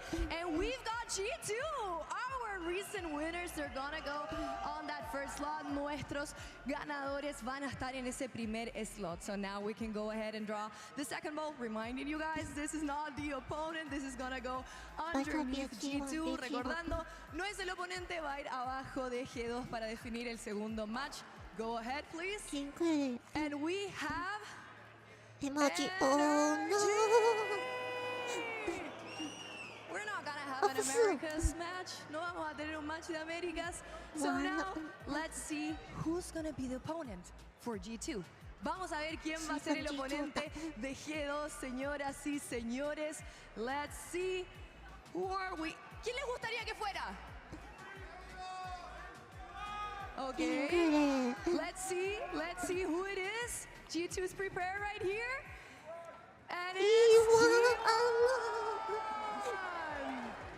Oh no. Tenemos a T1 contra G2 por la vida para clasificar a esos playoffs. Now, we know that Team Liquid is going to be playing against Energy. Sabemos que Team Liquid va a estar jugando contra Energy. So those are our matches, ladies and gentlemen.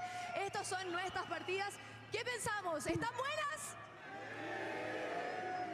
Well, everyone's liking it apparently. That's all for us, guys. Thank you very much. Eso es todo por nosotros. Muchas gracias. But we have, Nick, can you go ahead and also talk about the schedule? Everybody, so just as a reminder, this is not the final matchup order. In approximately 10 minutes, we'll be sharing the matchup order of if it's going to be TL and T1 first or Energy and TL first. So please follow on social media there. Thank you very much. Recordando que estos no son los matches, los horarios oficiales. Van a estar posteando en 10 minutitos en las redes sociales a qué horario va